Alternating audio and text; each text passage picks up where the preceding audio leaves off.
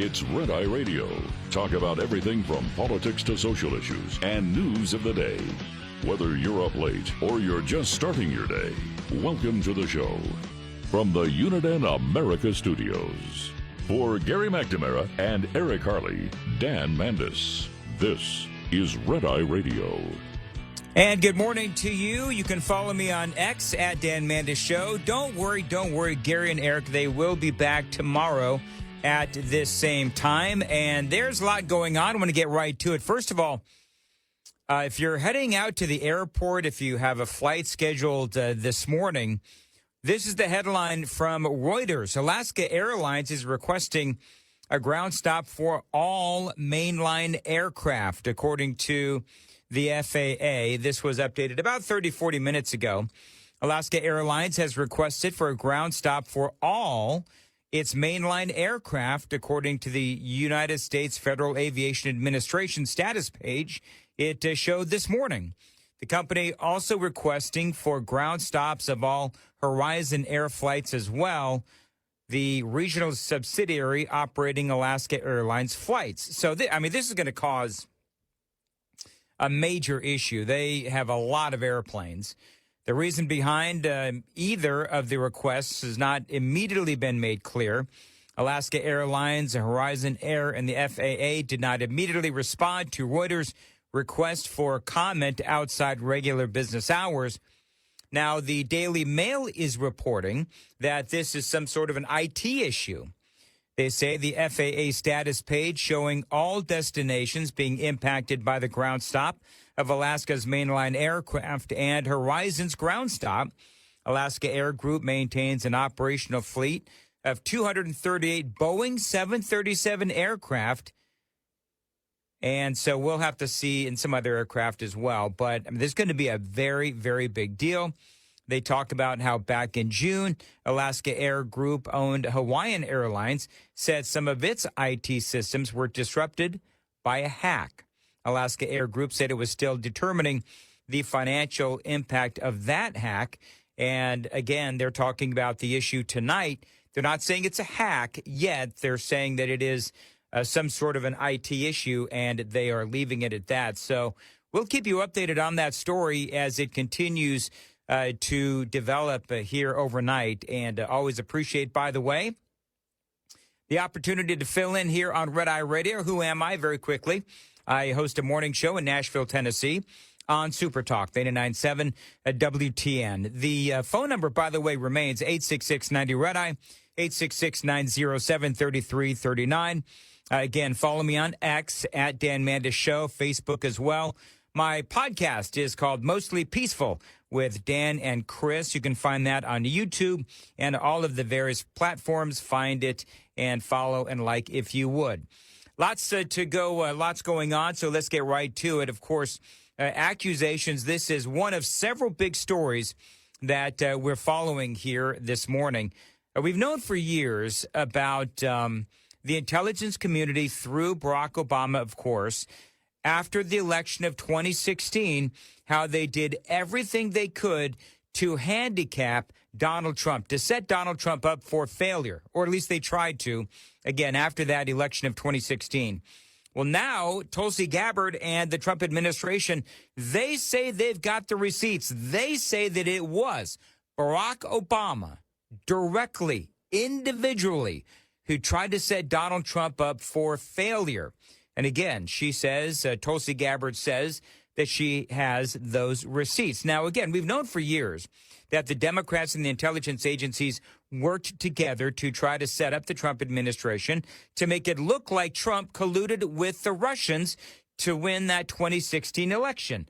That, of course, sets up the Mueller investigation, handicaps the Trump administration for really the first couple of years of that first term. Now, this has been the ongoing theory for years now. Well, Friday, Tulsi Gabbard, current director of the National Intelligence agencies, she says that she does indeed have the receipts. She was on with Maria Bartiromo over the weekend, and she got into some details. The implications of this are, frankly, nothing short of historic. Over 100 documents that we released on Friday really detail and provide evidence of how this treasonous conspiracy was directed by President Obama just weeks before he was due to leave office, after President Trump had already gotten elected. All right, so she's been in office for several months now. And one of the things that I would remind you is that the Democrats, and yes, some Republicans as well, they did not like Tulsi Gabbard. They gave her a really hard time trying to get confirmed. And there's some people that are out there now that are saying, well, this is exactly the reason why, and I'm just going to air quote this, this is exactly the reason why the swamp did not want Tulsi Gabbard to be the director of national intelligence, because they knew that she would get in there and she'd start rooting all of this stuff out. And now here we are. She's been looking at the old documents. Apparently she found some old documents and she has declassified those documents. And now she is saying that Barack Obama and his team of, let's just go down the list of John Brennan, James Comey. We could talk about Joe Biden, Hillary Clinton, and the rest of these folks. And ultimately what they did, if we're going to sit here and talk about collusion, what they did is they all colluded. They all worked to set up Donald Trump, and ultimately the goal was to handicap him during the first couple of years of his administration by saying that, yes, he colluded with the Russians. This is from The Guardian. The post-election intelligence estimates contrasted with findings reached before the election, which indicated that Russia probably was not trying to interfere. So in the months and the years before the election, you had the intelligence agencies under Barack Obama say, no. The Russians, they're not trying to steal the election. They're not trying to interfere with our election. And then all of a sudden, Donald Trump is elected president, and then what happens? The narrative begins. The plot begins, where suddenly it goes from the Russians were not trying to interfere to literally overnight. They start this narrative where they say, oh, yeah, Donald Trump and the Russians were colluding so that Trump could win the 2016 election. As the documents we released detailed, was that we had a sitting president of the United States and his cabinet and leadership team, quite frankly, who were not happy with the fact that President Trump had won the election, that the American people had chosen Donald J. Trump to be the next president, commander-in-chief of the United States. And so they decided that they would do everything possible to try to undermine his ability to do what voters tasked President Trump to do. So creating this piece of manufactured intelligence that claims that Russia had helped Donald Trump get elected contradicted every other assessment that had been made previously in the months leading up to the election that said exactly the opposite, that Russia had neither the intent nor the capability to try to, quote unquote, hack the United States election for the presidency of the United States. Yep, the intelligence community, Obama's, said that there was not an effort to interfere. Then Donald Trump wins, and suddenly they have the Steele dossier that they said was proof, or at least suggested heavily, that there was collusion between Donald Trump and the Russians. Now, there's this thing in Washington, D.C. It is called an intelligence community assessment. And basically what it is a report by the intelligence community. Now, back in 2016, they said that there was a, quote, high confidence that there was collusion, but it was not based on any collected intelligence. It was based partly on this concocted Steele dossier. So the bottom line is, again, before the election, no intent, no capability of the Russians to influence our elections. After the election, suddenly, Steele dossier comes along, concocted by the Democrats, concocted by Hillary Clinton, passed on to the Biden, I should say, the Obama administration. And here we go with all of this, all of these accusations of collusion. There were some CIA analysts who said there's no way that the Steele dossier should have been included in the assessment because they say that it lacked verification, it lacked proof. So the effect of what President Obama and his senior national security team did was subvert the will of the American people, undermining our democratic republic, and enacting what would be essentially a years-long coup against President Trump, who was duly elected by the American people. I mean, listen, I believe that she is right. There was the Hillary campaign. You had the Steele dossier. That was, again, ultimately passed on through this coordinated effort between the Obama administration, Hillary Clinton's campaign as well. Then it was, of course, leaked to BuzzFeed, and they posted the story. That, of course, leads to ultimately the Mueller investigation, and that does handicap Donald Trump. And so now Democrats are saying that Obama was not behind this whole thing, and that multiple investigations have shown that the Russians, they say, did interfere, and that, yes, they were trying to help Donald Trump. But here's the thing the media won't tell you. That does not mean that Donald Trump was working with the Russians in that endeavor. There's a big difference. If Russia was trying to help Donald Trump, it's because they didn't like Hillary Clinton. Remember way back when? Hillary Clinton was calling into question the legitimacy of Vladimir Putin and his presidency and the elections in Russia. So he did not like Hillary Clinton at all. So it's not surprising that the Russians may have been trying to help Donald Trump. But remember that the Russians went to Donald Trump, as the story goes, and some sort of reach out was made, and the Trump administration, I should say at the time, the Trump campaign said no thanks. They said no thank you to Russia. So in this discussion with Maria Bartiromo, she says that there was an intelligence assessment made for Obama, you know, his daily briefing, but it was pulled because of some mysterious new information. Well, that new information, it seems to me, was the dirty dossier. In early December, the first week of December, again, another document was produced by the intelligence community, a president's daily brief that was consistent with every other assessment that was done previously leading up to the election.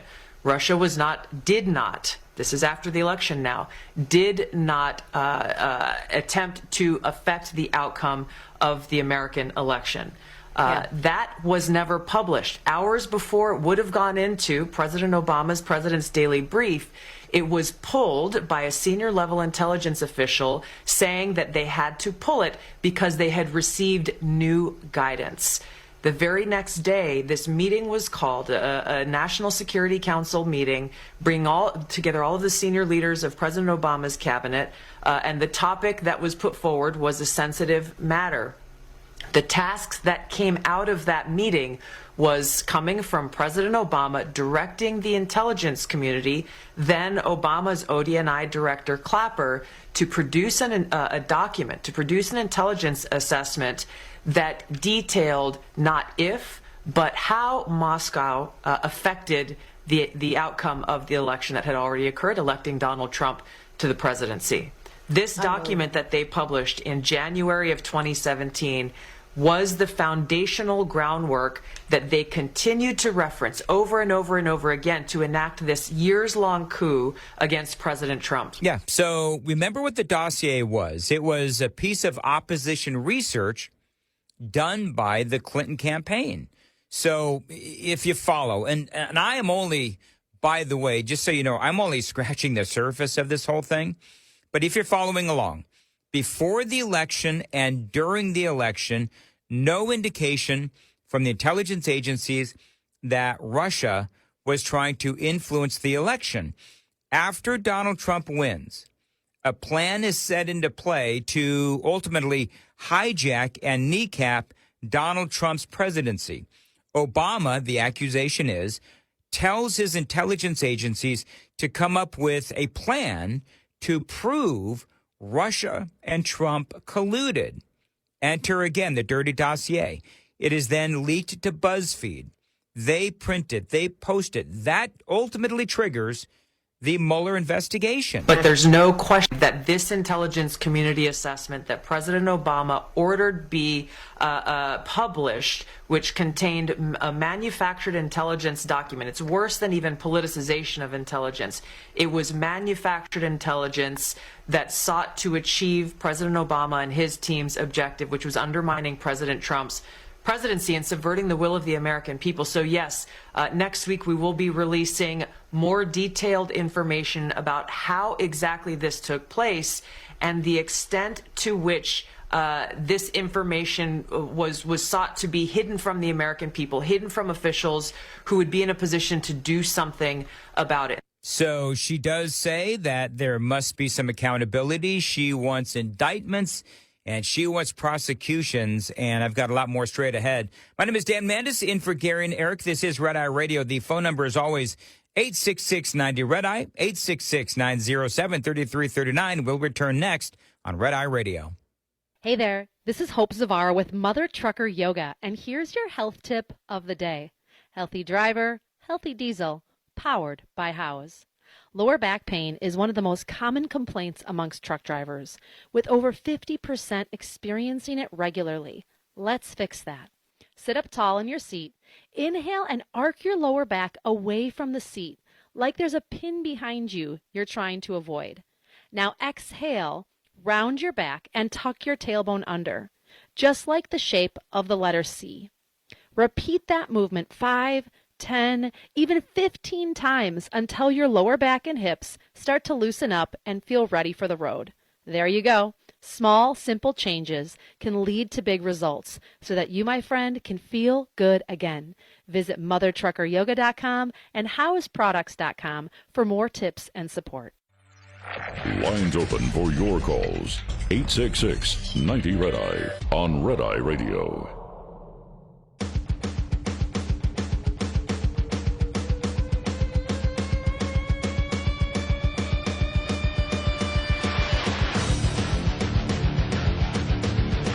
Red Eye Radio, 866-90-RED-EYE is the phone number, 866-907-3339. Dan Mandis in for Gary and Eric. Always great to fill in here on the mighty Red Eye Radio. One more piece of audio from DNI Tulsi Gabbard talking about how she wants indictments, she wants prosecutions. Barack Obama, of course, clearly on the top of her list regarding the setup of Donald Trump as they tried to hijack his first presidency, his first term, with accusations of Russian collusion. This is what she said on Maria Bartiromo earlier today. We have whistleblowers, actually, Maria, coming forward now after we release these documents because there are people who were around, who were working within the intelligence community at this time who were so disgusted by what happened.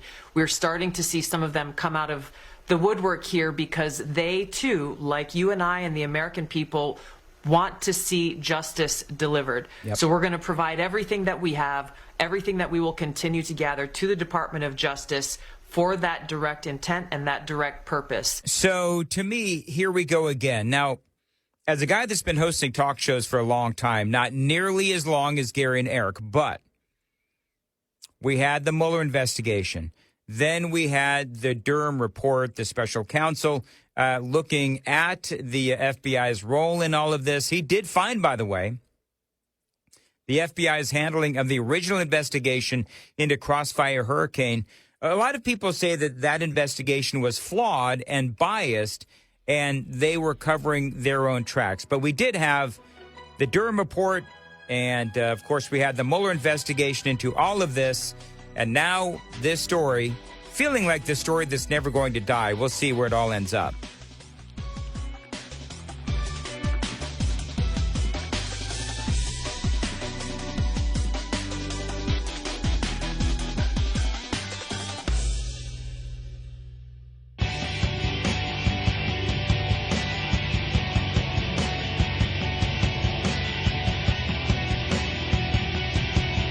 Red Eye Radio from the Uniden America Studios. Now, for Gary McNamara and Eric Harley, here is Dan Mandis. It's Red Eye Radio, 866-90 Red Eye is the phone number, 866-907-3339. Gary and Eric, they return tomorrow night, as a matter of fact. Only one night here for yours truly. I host a morning show in Nashville, Tennessee on Super Talk, 99.7 WTN. And I also have a podcast if you'd like to check it out. It is everywhere, including YouTube. Mostly Peaceful with Dan and Chris. If you check that out, that would also be very much appreciated. Follow me on X again at Dan Mandis Show. There's been a lot of reaction to the cancellation of Steven Colbert's show on CBS. I want to get into some of the things that the media is saying, because part of what they're doing, they're really going after Donald Trump. They're really saying that CBS, I want you to think about this, because this isn't really about Steven Colbert. I mean, it is about Steven Colbert, but it is about America. And it is about how America has become far more fragmented than ever before. And it is also, I'm just going to tell you, it is about willful and blissful ignorance on the part of CBS and on the part of Steven Colbert. Oh, they're going to, be and moan about Donald Trump, and he's forcing CBS to cancel Steven Colbert's show. This is all about censorship. B and S. It's not even close to the truth. Next year will be our last season. The network will be ending The Late Show in May. And oh, yeah. Everybody got upset. Now, in response to the news, Jimmy Kimmel, of course, who hosts Kimmel Live on ABC, sent his support to Steven Colbert in an Instagram story. The 57-year-old writing this: "Love you, Steven. Blank you and all your Sheldons, CBS." Now, the F you and all your Sheldons, of course, is in response to the network's various spin-offs of The Big Bang Theory, a show apparently that is actually working on CBS. So people are, of course, upset, and part of what they're trying to do is they're trying to make political hay out of this, when, according to CBS, this was nothing more than a business decision, canceling Steven Colbert. Enter Democrat Senator Chris Murphy, who says, oh, yeah, this is all about Donald Trump. So I want to tell you why the cancellation of Steven Colbert's show matters so much. We are on the precipice of entering a censorship state in which Donald Trump is using the powers of the federal government in order to erase criticism from the airwaves. What's happening at CBS right now is bone-chilling. CBS's parent company, Paramount, is trying to get a merger approved, and they need that merger to be approved by the Trump administration. And so in a variety of different ways, Paramount is providing monetary and political favors to Donald Trump. First, they settled a totally bogus lawsuit that they would have won in a walk in court that was filed against them by Trump. They essentially just paid him $16 million personally. So that lawsuit is the one where CBS, the one that he's talking about, Chris Murphy, Senator, is the one where CBS deceptively edited that Kamala Harris interview so that she wouldn't look as bad on that answer regarding Israel. Donald Trump sued.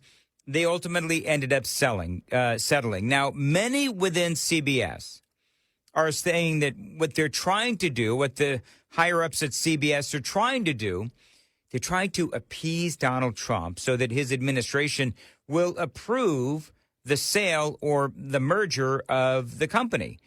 And I will tell you that that is completely bogus. I'm going to tell you why in a second. But, Chris Murphy, he keeps going after, CBS for acquiescing to the demands of the president. Then Paramount went to 60 Minutes, their flagship news program, and told them to stop criticizing Donald Trump so much. Why? Because they need this merger approved. And then finally, they have now canceled Steven Colbert's show, knowing that Steven Colbert was a nightly thorn in the side of Donald Trump. Yeah, so, of course, that's what people at 60 Minutes have also said, that Donald Trump is demanding that they take it easy on him so that this deal goes through. Now, if you've noticed, though, with 60 Minutes, they are still going after Trump almost every single week over at 60 Minutes. You know, they're very news-driven on that show, and so CBS is continuously going after Donald Trump, going after his policies, going after his executive orders, and so forth. And so, to me, when I saw Chris Murphy say that, I thought, okay, well, is CBS really acquiescing to the pressure of Donald Trump? It doesn't really sound like it. That's just what they're saying over there at 60 Minutes.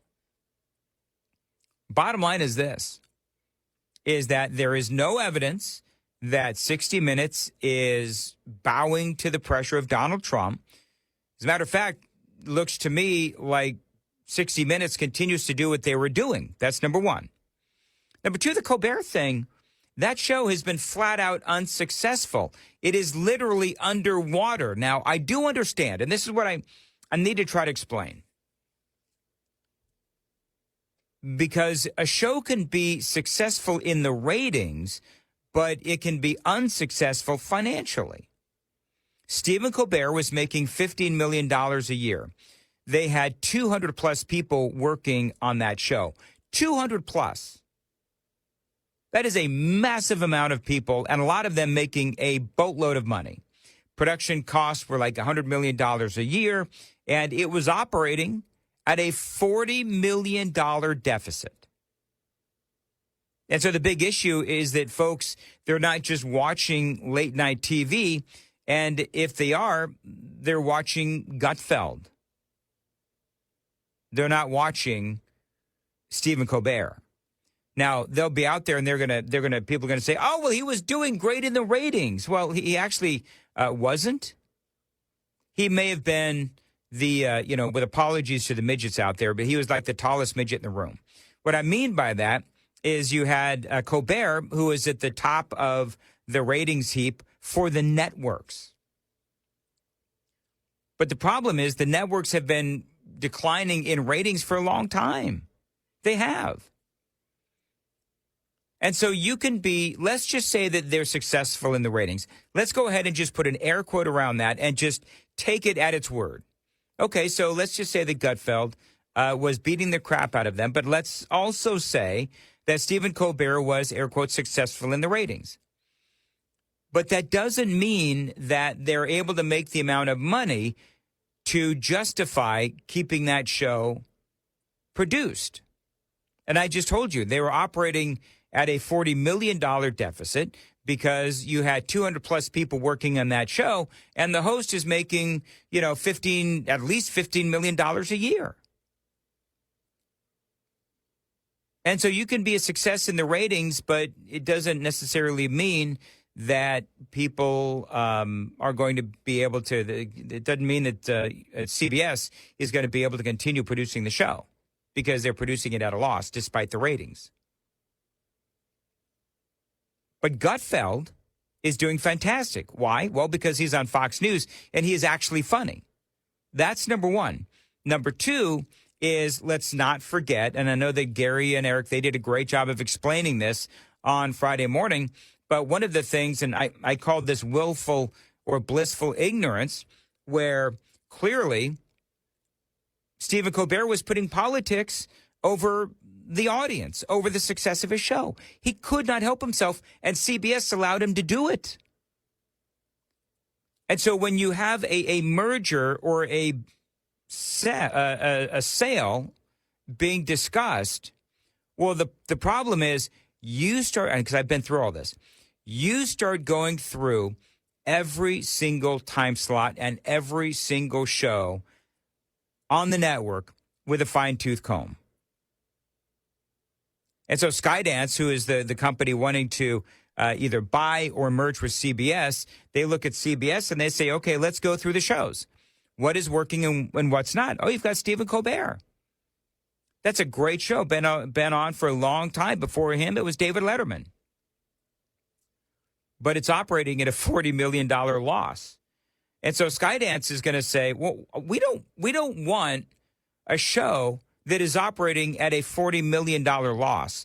That is not good for the company. which it's not.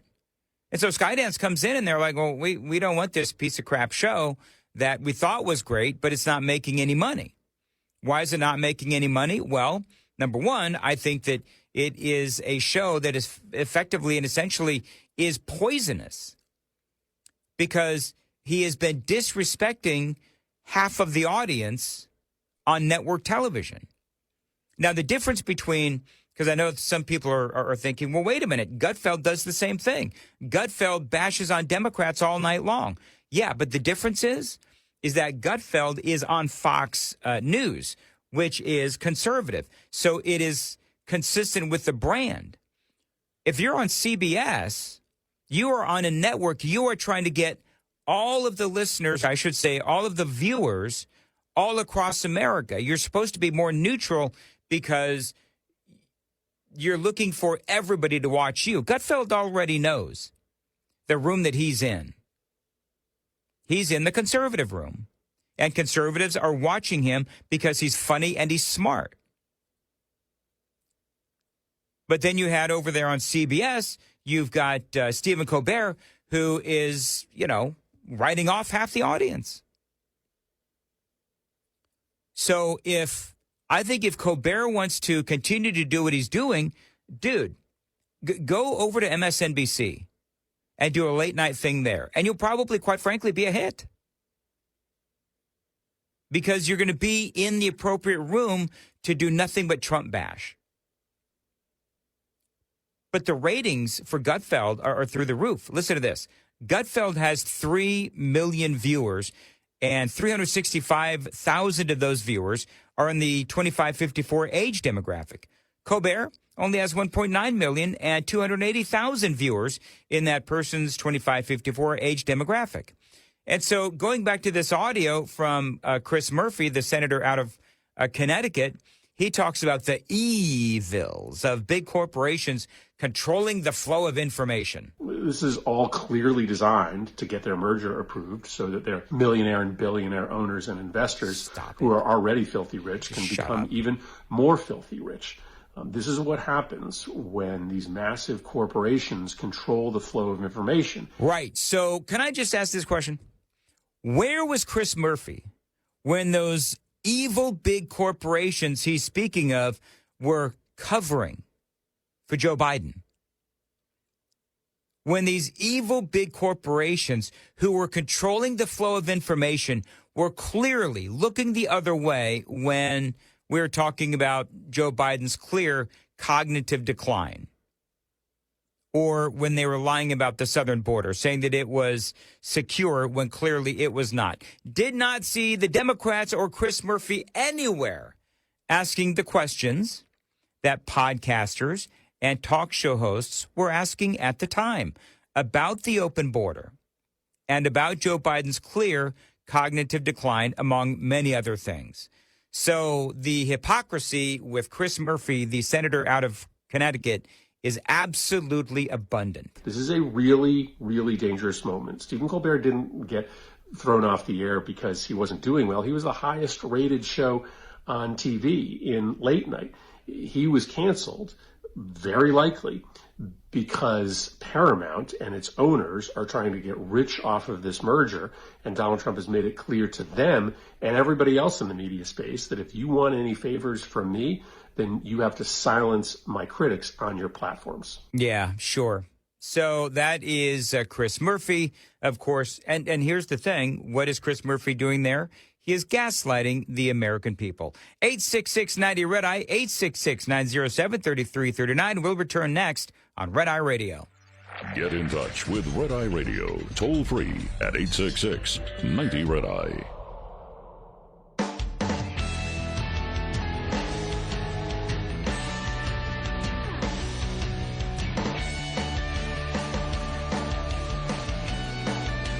Red Eye Radio, 866-90-RED-EYE is the phone number. A guy named Steven sends me this email. District Court judge orders CBS to reinstate the Colbert Show.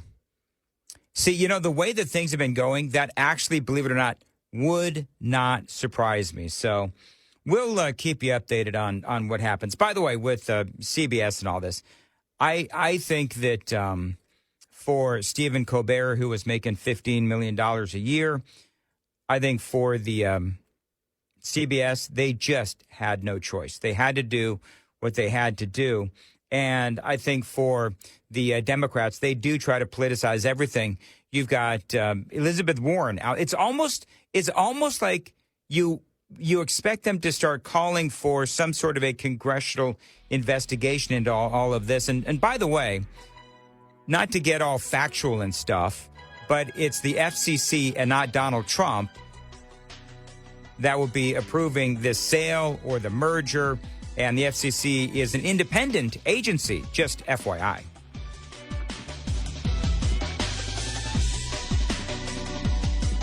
Top of the Hour News is brought to you by House Products.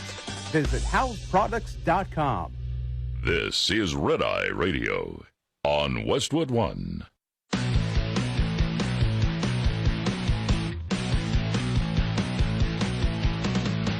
Now, it's Red Eye Radio. Talk about everything from politics to social issues and news of the day. Whether you're up late or you're just starting your day, welcome to the show. From the Uniden America Studios. For Gary McNamara and Eric Harley, Dan Mandis, this is Red Eye Radio. 866-90 Red Eye is the phone number, 866-907-3339. You can follow me on X and Facebook at Dan Mandis Show. Do me a favor and check out my new podcast. It is called Mostly Peaceful with Dan and Chris. You can find it on YouTube and all the various platforms as well. We just put up the second one a couple of days ago, and I would appreciate if you liked it and checked it out as well. The latest on Epstein, the new Daily Mail poll. I was not really surprised by this. But there's a new Daily Mail poll that shows that Donald Trump's popularity remains intact despite all of this hysteria regarding Jeffrey Epstein and the files. Now, poll after poll have shown Donald Trump's popularity and support waning because of the whole Epstein saga. But that may not be true. It just kind of depends on what poll you believe. A new Daily Mail poll out this weekend shows exactly what is going on, according to them and their partners, JL Partners. This is from the Daily Mail. The new Daily Mail poll conducted with JL Partners shows that the president's job approval rating is at 48%, and that is up 1 percentage point from June and his highest since May. Now, are you surprised by that? I'm really not, and I'm going to tell you why. Now, James Johnson, JL Partners co-founder, telling the Daily Mail in an exclusive interview that the discrepancy between the polls is telling. He says, remember, the pollsters who got the election wrong are telling you that Trump's approval rating is falling off of a cliff. They are wrong, Johnson says. Trump's support is remarkably solid. Now, we also saw that, believe it or not, from CNN and Harry Enton, who also said last week that despite all of this insanity, Donald Trump remains popular. They say, indeed, the Daily Mail's general elections poll was the most accurate in the country, forecasting Donald Trump's victory over former Vice President Kamala Harris, beating out 20 less accurate major pollsters, 8 of which they say predicted Trump would lose the popular vote. So Johnson says, and again, this is the guy with JL Partners, Johnson says a surge in support among men, Republicans, and the independent voters is buoying the president's approval rating. So yeah, men, Republicans, and independents. By the way, that independent vote is huge for Donald Trump. They say support for the president among Republicans is up 5 points since late June and 7 points among voters not affiliated with the party, those typically thought of as independents. They say 54% of men now say they approve of the job Donald Trump is doing, a 6-point improvement from June. Johnson, of course, calls this modest uptick a subtle but important shift in voter sentiment. He says stable ratings among middle-aged and older voters, coupled with renewed strength among independents, suggest he is regaining footing in the center ground, he adds. They say that his female numbers are struggling. But here's the deal. Despite everything that has been going on with Epstein, I would also submit this, that while Epstein is incredibly important, a lot of things that Donald Trump has been doing and accomplishing in the last 6 months also incredibly important. You've got the peace through strength narrative, bombing Iran and really forcing that ceasefire between Iran and Israel. The peace agreements between India and Pakistan is another one. Financially, in June, we did have that budget surplus. We had that, by the way, was the first surplus in years. We've got the tariffs. We've got the spending cuts. We've got unemployment rate down. Wages are up. Real wages, which is, of course, wages rising versus inflation. Real wages are up 4% as inflation is now at 2.7%. So even though inflation is up just a little teeny tiny bit, real wages are rising faster. And so that means that people do have more money in their pocket. They have more money in their bank account. And that ultimately means that despite inflation going up, Americans have more money. The passing, of course, of Donald Trump's tax cuts. That is a big victory for Donald Trump, but in my opinion, also a big victory for Americans. All of these other things in the spending bill passed a couple of weeks ago, you all know that story. But we also know the story of the border. Huge success. Mass deportations of gang members continues. Illegal border crossings are at an all-time low. I believe that they're like at zero. NATO, of course, forcing all those other countries to pay more dues is huge. They are now unified under Donald Trump. And, of course, we all know about the tariffs. We had all of that job creation from companies and countries trying to avoid Donald Trump's tariffs. So they are moving jobs and plants to America. Yet with all of these success stories, and there's a lot, there is a lot of things that Donald Trump should be very proud of. You do have the Epstein story continuing to percolate. So let's dive into the latest.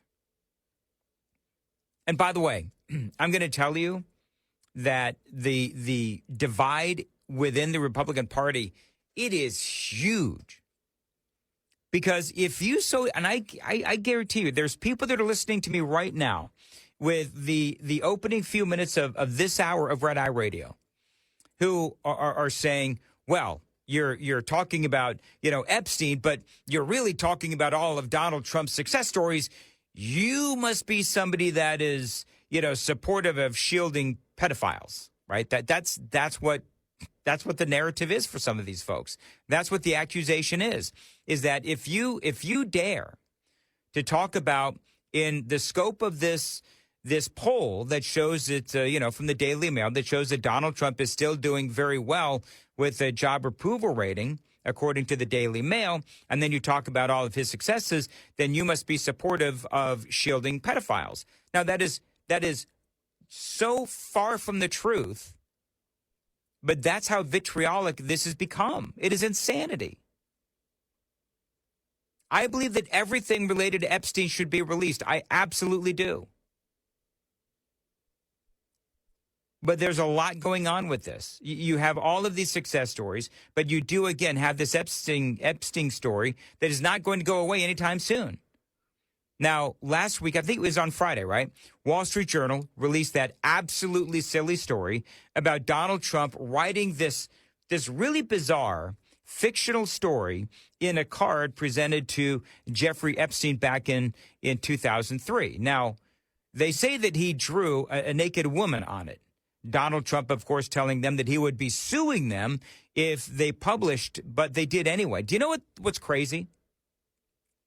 What is crazy about that Wall Street Journal story, releasing that story, the accusation about Donald Trump with the writing of the message, the really bizarre back and forth conversation between third person conversation between Epstein and Donald Trump, really dumb. They don't even have the card. They don't even know where that is. They published the story, but nobody knows where the drawing is. Nobody knows where that card is with that supposed third-person conversation between Donald Trump and Jeffrey Epstein where they talk about having a secret. Nobody knows where the card is. Supposedly, it was part of a book that Ghislaine Maxwell put together with all of Jeffrey Epstein's rich and powerful friends writing him 50th birthday messages, but nobody knows where the book is. Supposedly, Bill Clinton, by the way, has a gushing letter in there as well. So the question is, the Wall Street Journal publishes this story without actually seeing the document. How is that even make any sense that they would print something where they don't see the actual proof? Somebody said somewhere that there was a card in there with this strange third-person conversation between Trump and Epstein and a drawing of a naked woman. So now Donald Trump has announced that he is suing the Wall Street Journal and of course, the owners of the Wall Street Journal. One guy named Bradley Edwards, and here's what I'm going to say, is that when you look at Donald Trump's history with this investigation into Jeffrey Epstein, he's always been cooperative. Always been cooperative. One guy named Bradley Edwards, who was an attorney working on the case against Jeffrey Epstein, says that Donald Trump, yes, Donald Trump, was incredibly helpful as this investigation was taking place. The only thing that I can say about President Trump is that he is the only person who, in 2009, when I served a lot of subpoenas on a lot of people, or at least gave notice to some pretty connected people that I wanted to talk to them, he is the only person who picked up the phone and said, "Let's just talk. I'll give you as much time as you want. I'll tell you what you need to know," and was very helpful in the information that he gave and gave no indication whatsoever that he was involved in anything untoward whatsoever, but had good information that checked out and that helped us, and that we didn't have to take a deposition of him. That was in 2009? That was in 2009. So Donald Trump has been helpful since day one. And so somebody please explain to me how it is that if he was implicated in this whole thing, why would he just say, you know what, I'm going to give you whatever information you need? So now the question is, why won't these documents be released? Or will they be released?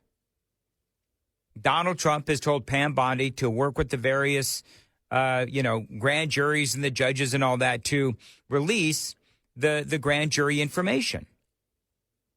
And she is already, the Attorney General, has already put forward the paperwork to make that happen. Who knows if it will?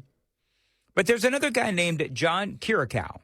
Now, he is the guy who used to be, if that name sounds familiar, he's the guy that used to be a CIA officer. He was the whistleblower. He blew the lid off of the CIA's waterboarding interrogation techniques. And he was on a podcast with Patrick Bet-David. And he talks about the Epstein files. And he says that, you know what, these things are never going to be released. Just because the president demands it, just because the public demands it, just because Republicans and Democrats all are demanding it. He says there's no way that this is going to be released because of national security. Jeffrey Epstein, in my view, is a textbook case of an access agent. I've said this before, but I think it's important and it bears repeating. If you are a foreign intelligence service and you want information from Bill Clinton or Bill Gates or, Alan Dershowitz or important people, you want the secret information from them. You're not going to recruit them. They don't need anything from you. They don't have any financial vulnerabilities. So you do the next best thing, and you recruit somebody who has access to them. Yeah. So, in other words, you recruit, say, for example, Jeffrey Epstein. He's got access to all of these people, and then you get them in some sort of compromising situation, and then you can control them moving forward. The whole point of that statement is that there is a theory that Epstein was working for either Israel or even the CIA, getting leverage against the most powerful men in the world. Although this same guy, by the way, has said on other podcasts that the CIA doesn't exactly get along with Israel's Mossad. So the point is, oh, and one more thing. Don't forget that Ghislaine Maxwell's father was supposedly an Israeli spy. And so this seems to be this whole Israel Mossad angle. This seems to be sort of, people call it like a third rail or whatever. I have no idea. You're not supposed to talk about this. But I'm just telling you that this is part of the story that is percolating as to the reason why this will more than likely never see the light of day. Now, we'll have to see what happens.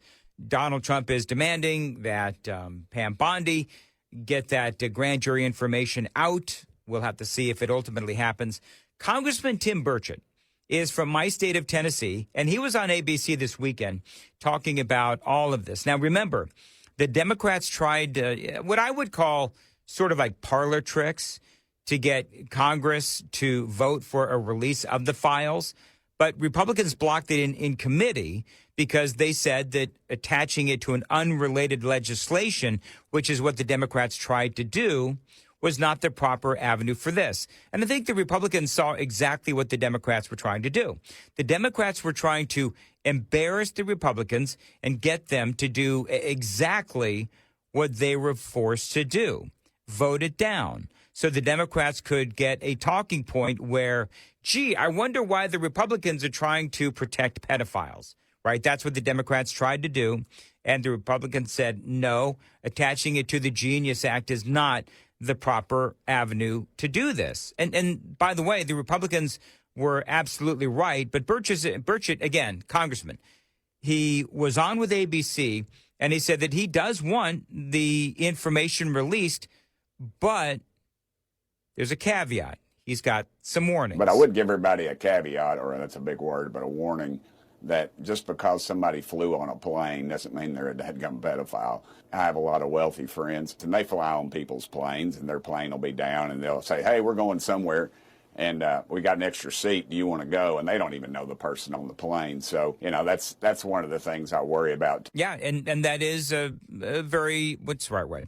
That's a very legit thing to say. That is a very legit concern. We've got a lot more straight ahead. It is Red Eye Radio, 866-90 Red Eye. We'll return next.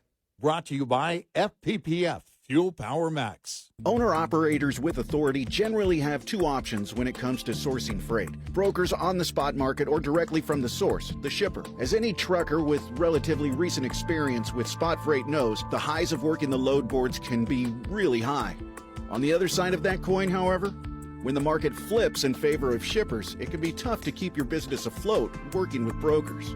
The smallest carriers with direct customers, however, can hang on through tough times or even prosper as long as demand for their customers' product remains at least somewhat stable. Owner-operators in it for the long haul make direct business with customers a principal goal. Owner-Operator Business 101 is provided by Overdrive's Partners in Business program. Go to overdriveonline.com to the Partners in Business section of the website for more detail on this and many other topics. Brought to you by Shell Rotella, with advanced synthetic technology is designed to help keep your rig running with more mileage and less maintenance.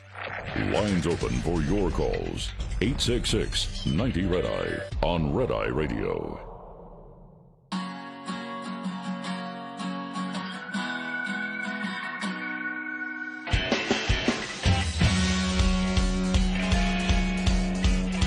Red Eye Radio, 866-90 Red Eye is the phone number, 866-907-3339. I think I'm being trolled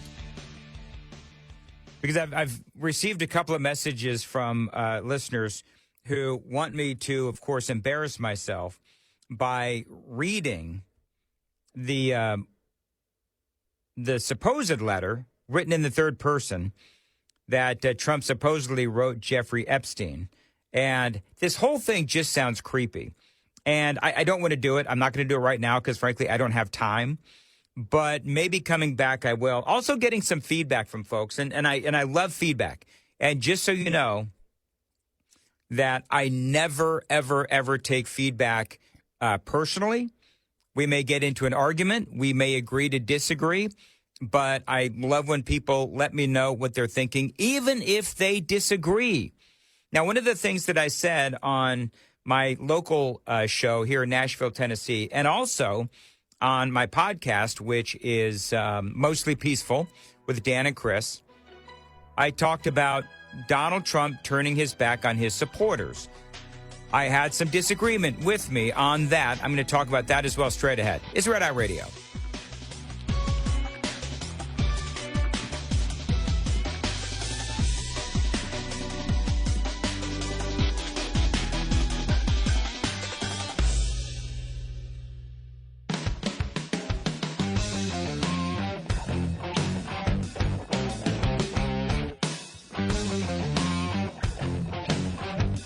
Red Eye Radio from the Uniden America Studios. Now, for Gary McNamara and Eric Harley, here is Dan Mandis. 866-90-RED-EYE is the phone number, 866-907-3339. Talking about Epstein and the files and everything that revolves around it. And one of the things that I had said, as I mentioned on my podcast, and the podcast is called, we just started it, and it is called Mostly Peaceful with Dan and Chris. And I'm Dan Mandis, and my friend and fellow talk show host, Chris Hand. We do this one a week so far, probably going to end up doing 2 or 3. But anyway, guy says this. He says, love your show. Listen every day to Nashville's Morning News. That's my show. And Red Eye when you fill in. Don't take this as any kind of attack. The Trump supporters that I know, including myself, are not so fragile as you make it out to be. Please don't fall into the emotional rhetoric that the left does so often. So remember what Trump did is he came out and he basically said that if you are a Donald Trump supporter and you're talking about Epstein, you're still talking about Epstein, then I don't want your support. And so part of what I said, and I do believe this, is that when I first heard about it, it was like a gut punch for a couple of different reasons.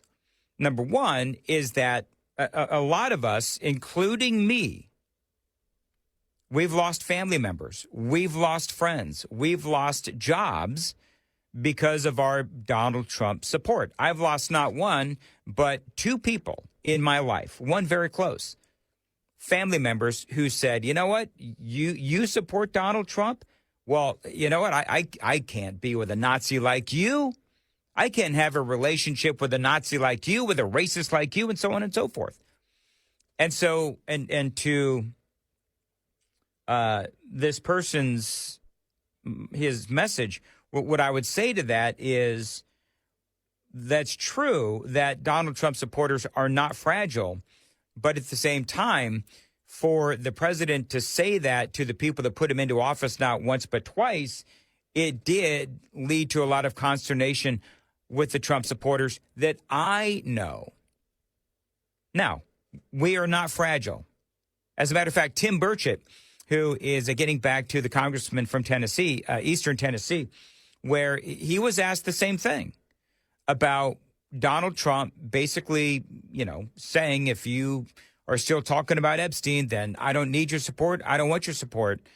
Well, here's what Burchett had to say. I thought it was a good comment, and he kind of echoes what Steven here is saying. President Trump has started claiming this is all a hoax, that it's being perpetrated by the Democrats. He says some of his own supporters, who he labeled stupid and foolish Republicans. You are obviously one of those people who wants this released. What's your reaction to how President Trump has handled it? It's his strategy.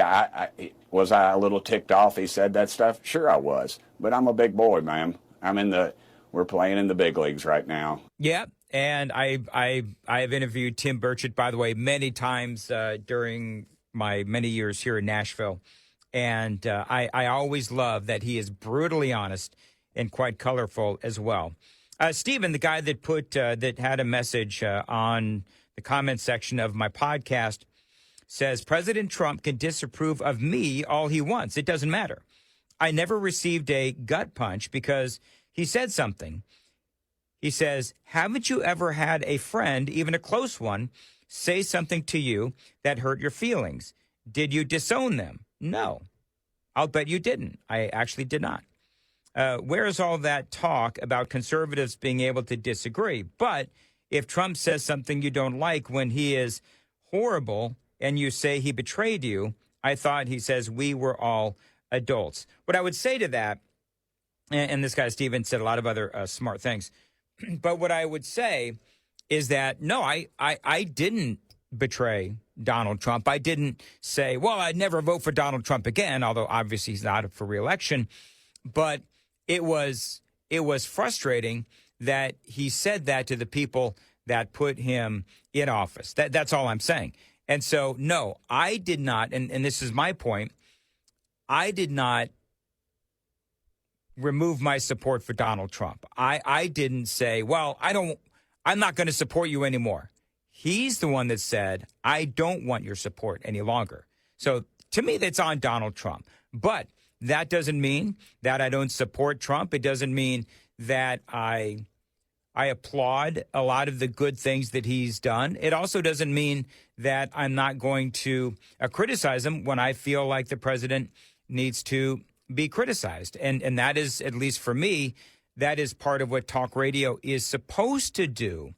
Talk radio, unlike some influencers out there, and that's also a part of the conversation where you had some influencers that actually came out and said, and Megyn Kelly came out, maybe I'll see if I can find the audio, but she name-checked Charlie Kirk, Laura Ingraham, and Ben Shapiro as three who came out and said that they were no longer going to speak about the whole Epstein file release thing. And it seemed like it was because the White House told them not to. And to me, I think that is absolutely insane. If you are, and I'm going to air quote this, if you are like an influencer or a talk show host or whatever it might be, you don't stop talking about something just because a politician tells you not to speak about it. You destroy your credibility that way. To me, the talk show hosts or the influencers that have the most credibility are the ones that will criticize the president or criticize a Republican. Because that means that when they criticize the president on some things, but they praise the president on other things, that means that they are being authentic. Do you know who I think has a lot of authenticity is Jon Stewart. Now, I know that a lot of you are like, Jon Stewart, are you kidding? He's an anti-Trumper. I absolutely agree that Jon Stewart is an anti-Trumper. However, he has said some good things about some of the things that Donald Trump has done, number one. And number two, he is all about going after the Democrats as well. And so I think that Jon Stewart actually has some credibility. But as far as those influencers that decided that they were not going to speak about Epstein because, you know, the White House told them not to because a politician said not to, well, then what makes them any different from, you know, CNN and MSNBC and the networks who would not or refuse to talk about Joe Biden's cognitive decline? We have to be able to speak the truth.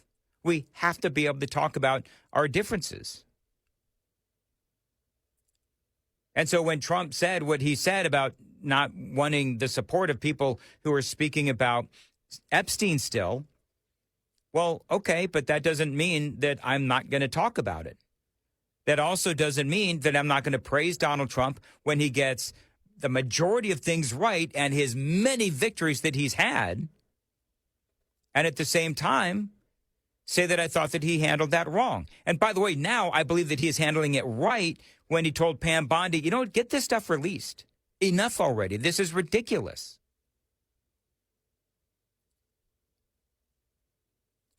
But I'm here to tell you, I speak to a lot of Republicans in a really, really red state of Tennessee every single morning.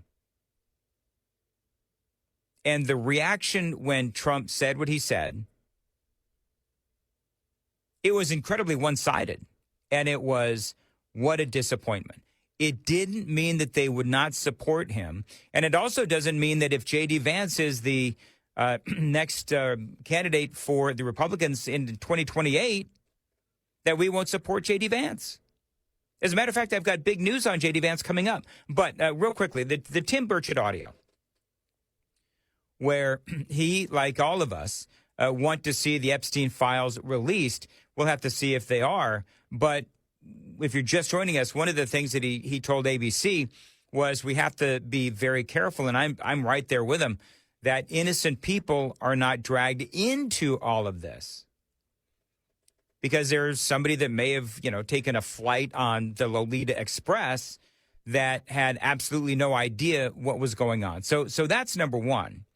Number two, we also have to realize that releasing some of this stuff could actually re-traumatize the victims. So that is also part of it. But Trump has told Pam Bondi, and now she has taken action to demand that those grand jury files be released. But the question is, will we ever find out the truth? Tim Burchett, like a lot of people, skeptical. I think it's a start. I don't think we're ever going to get to the bottom of anything, all of it, ma'am. I mean, look at the Kennedy assassination. Do you actually believe Lee Harvey Oswald shot President Kennedy from the front and the back, and this magic bullet appears an hour later on a hospital gurney and in an emergency room? This town doesn't give up its secrets very easy. And I'd warn people too. Now we're getting a hold of this stuff. What happened the last 4 years under the Biden administration? Senator Dick Durbin blocked my Senator Marsha Blackburn, who valiantly fought to get those records out and acted pretty much like there wasn't anything, and the media backed him up on it. And now all of a sudden the media thinks they've got something, and it's leveled towards Trump. Yeah, of course, because that is what they do. Democrats in the media, they're watching as all of this is taking place, this big fight between Donald Trump and his supporters. So they're throwing gasoline on the fire. That's what they're doing. That is, by the way, what they do. And so for me, as we watch all of this sort of unfold, there's so many different things that are going on. And by the way, I'm here to tell you that I don't believe for an instant that Donald Trump did anything, molesting girls. I don't believe that he did that. I don't believe it. All right. I got trolled by some of the, let me see if I can find it. I got trolled by some of the folks listening, basically asking me to read the letter, the supposed letter that the Wall Street Journal has reported that Donald Trump wrote to Jeffrey Epstein. So they said, Dan, we haven't heard it yet. We want you to read it. So I'm going to go ahead and embarrass myself on national radio by reading this absurdity. This is from the Wall Street Journal. They say, by the way, it isn't clear how the letter with Donald Trump's signature was prepared. Inside the outline of the naked woman was a typewritten note styled as an imaginary conversation between Donald Trump and Jeffrey Epstein, written in the third person. This is so dumb. Voiceover.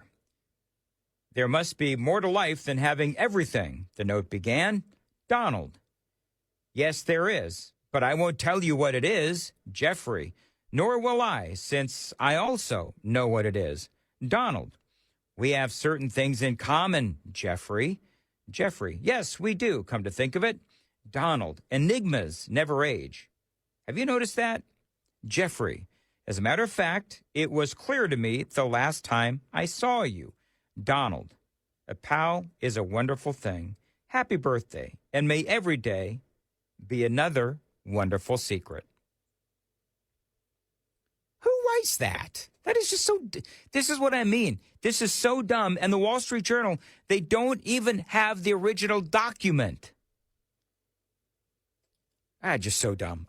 Nobody speaks like that. I mean, I'm telling you, nobody speaks like that. So, and again, and I did mention this earlier, but for people that are screaming at their radios right now, yes, Bill Clinton also is said to have written a gushing letter to Jeffrey Epstein. There are all kinds of rumors about Bill Clinton and the Lolita Express and Pedophile Island and all that. So, but this was apparently, these letters were part of a huge set of letters that was put in a really nice sort of, photo album kind of a thing, leather bound, and it was given to Epstein for his 50th birthday, and nobody knows where it is. Yet, the Wall Street Journal actually reported on it. It is crazy, and they do deserve to get sued. 866-90-RED-EYE is the phone number, 866-907-3339. We'll return next. Get in touch with Red Eye Radio, toll free at 866-90-RED-EYE.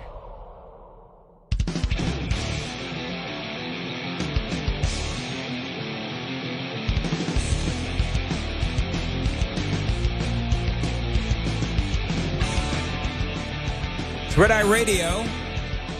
866-90-RED-EYE is the phone number, 866-907-3339. Coming up, I was shocked, and not a lot shocks me these days after so many years in talk radio. I was shocked by a story that I saw earlier today about the Democrats and about what they're trying to learn regarding their just incredibly epic loss in 2024 and the presidential campaign with Kamala Harris. I cannot wait to tell you what they've learned. That is all coming up next on Red Eye Radio. 866-90-RED-EYE is the phone number, 866-907-3339. We'll return next on Red Eye Radio.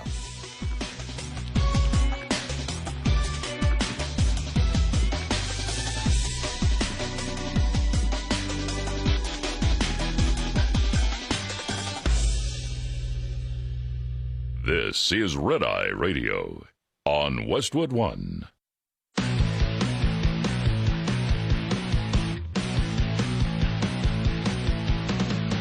Now, it's Red Eye Radio. Talk about everything from politics to social issues and news of the day. Whether you're up late or you're just starting your day, welcome to the show. From the Uniden America Studios. For Gary McNamara and Eric Harley, Dan Mandis, this is Red Eye Radio.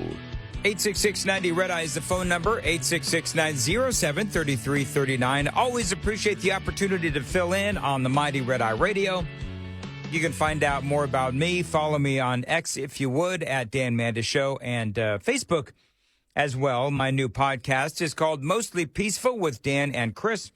You can find that on YouTube and all the various platforms as well. And I host a morning show in Nashville, Tennessee, Super Talk 99.7 WTN.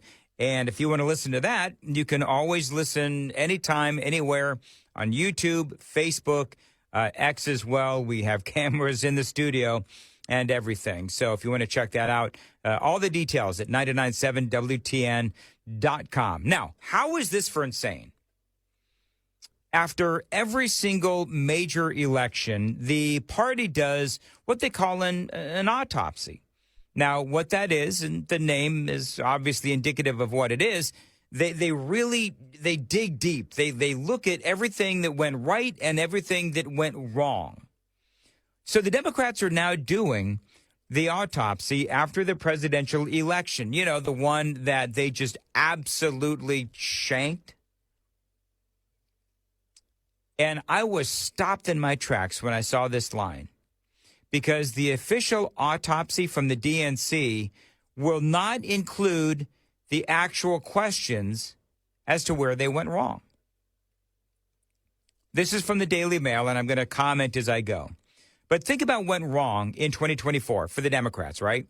I mean, you're smart people. You listen to Red Eye. You know politics. So the things that went wrong in 2024, Joe Biden stayed too long, and Kamala Harris was chosen as the candidate. No actual primary, no real debate. She was literally installed as the candidate. And those two action items will not be included in the report. Now, the one about Joe Biden, okay, whatever. But nothing about Kamala Harris and her abilities as a candidate? Are you kidding me? Now, listen, as a conservative, if they want to stick their heads in the sand, that's all fine, well, and good. Do you know what I believe? I believe that with Kamala Harris and the decision that was made by the Democrats to have her as the candidate with no primary and no debate, I think that tells you that she is under serious consideration for 2028. Because to include her in the report, to include her in the autopsy, they would have to criticize her. And they don't want to put that out there because that candidate that they're going to, or they should be, criticizing and evaluating in the autopsy might very well be their candidate in 2028. So they can't possibly do that. This is from the Daily Mail and the New York Times. The after-action review commissioned by the Democratic National Committee will not question the timing of President Biden's decision to stand down shortly before the election, people with knowledge of the findings telling the New York Times. The review will also steer clear of finding out whether Kamala Harris was the best pick to replace Joe Biden following his disastrous debate performance against President Donald Trump. Those briefed on its progress, also telling the New York Times. They won't look into her campaign or the decision by staffers to frame it as a choice between democracy and fascism. That is crazy. Why not? Because that was the core message of the Democrats, and it failed miserably. And you know that if they run Kamala Harris again, that these same issues are going to come up again. They say officials telling the New York Times that they will examine the election as a whole and not on the campaign itself. Instead, looking at actions taken by groups associated with the party, with a focus on super PACs that funded the campaigns of Joe Biden and Kamala Harris. In other words, they're not going to really look at the candidates. They're not going to really look at how that whole thing played out. And listen, I'm here for it. If they want to just focus on super PACs and whatever, then you go right on ahead. And you see how it all turns out in 2028. Because look at the campaign of Kamala Harris. Look at how much money was spent. I think didn't they outspend the Trump campaign by like double? With the Harris campaign itself and the PACs and the super PACs, and they spent billions.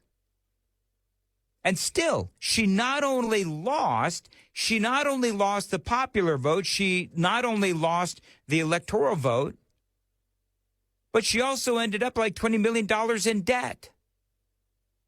I dare to say that her campaign could have been the worst run campaign in the history of campaigns.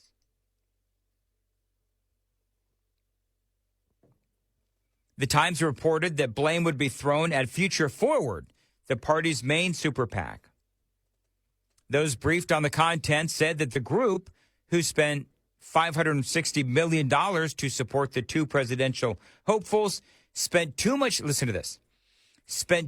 time propping up Kamala Harris and not enough time attacking Donald Trump. So what they're ultimately admitting is that $560 million was spent trying to make Kamala Harris look good, and it still wasn't enough. It's like it doesn't matter how many hundreds of millions of dollars you throw at a candidate, you still can't put lipstick on a pig. And by the way, the other thing is, how can they say that they didn't attack Donald Trump? Oh, my Lord, clearly they did. Or maybe what they're going to say, or maybe it's something that we all know, but they won't say in the report. But the media actually, they're the ones that really tried to paint Donald Trump as a Nazi. That's what the media did. Remember when he was, if I'm going to have to go by memory now, but do you remember when Trump was holding that rally at Madison Square Garden and all of a sudden it was indicative of that Nazi rally from like the 1920s? Remember that whole thing and how ridiculous that was? They say the group's advertising approach is to be criticized as being too focused on television programs and not effective. Well, obviously. Do you remember how lame the Oprah infomercial was? Do you remember that? Meantime, Donald Trump went on Joe Rogan's podcast, Theo Vaughn's podcast. He went on MSNBC. He went on a ton of others. Any place Donald Trump could go, he went.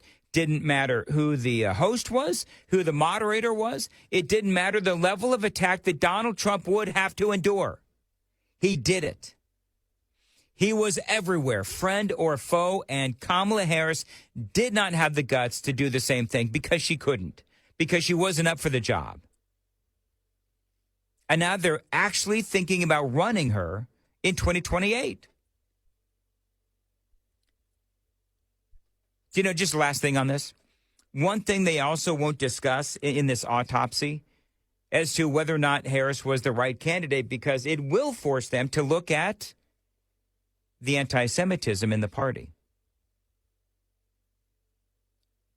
Remember Josh Shapiro, the Pennsylvania governor, who is Jewish, who, in my opinion, was the far better presidential candidate. And even as a VP, instead of that joke Tim Walz, I would say that she made a mistake in choosing Walz over Shapiro. But again, it's because Shapiro was Jewish, and they, of course, couldn't have that because that might mean that he's pro-Israel. And they just couldn't have that. No. They need somebody that is pro-Hamas. The Democrats do. And what does that mean for 2028? Inquiring minds want to know. I mean, they made so many mistakes. And I realize that it's all, water under the bridge now. But I will tell you that if they're not willing to look at the mistakes that they made in 2024, cool. Well, then when J.D. Vance runs in 2028 against whether it is Kamala Harris or whoever it might be, they won't learn from their mistakes. And they made a lot of mistakes. By the way, there's a great article, and I forget where it was, but it's about J.D. Vance. And it talks about how clearly J.D. Vance is the candidate, the Republican, to beat here in heading into 2028. They say, and this is, I'm looking for it now. They say there is one candidate out there that is an absolute shoo-in for the Republicans. And it is indeed J.D. Vance. Do you know what his approval rating is? It is like way up there. And when they started talking to Republicans about who they wanted to see run in 2028, it was J.D. Vance. That's who they wanted to see. Republicans want to see J.D. Vance. Do you know where Marco Rubio is? I was actually very saddened by this, actually, because I'm a big fan of Marco Rubio. But Marco Rubio has all of like 6%. 6% of the Republican Party when they start talking about who they want to run in 2028. Do you believe that? Only 6%? I was shocked by that because I think that Marco Rubio is doing a really, really good job. I do. I think one of the things that Marco Rubio has, and I know that there's a lot of fans of J.D. Vance listening right now, and I know that a lot of you would say, and I would agree, that J.D. Vance is incredibly talented, and he has a lot going for him. However, when you look at the resume of Marco Rubio, who was a senator, who is now Secretary of State, and I know that some people call him a rhino, But he has really impressed Donald Trump, really impressed Donald Trump. And so when they started going around and asking the Republicans who they liked for 2028, J.D. Vance was an absolute shoo-in. We'll talk about that and a whole lot more straight ahead. By the way, the phone number, 866-90-RED-EYE, 866-907-3339. Follow me on X at Dan Mandis Show. My podcast is called Mostly Peaceful with Dan and Chris. Find it on YouTube and all the various platforms, and we will return on Red Eye Radio. Lines open for your calls. 866-90-RED-EYE on Red Eye Radio.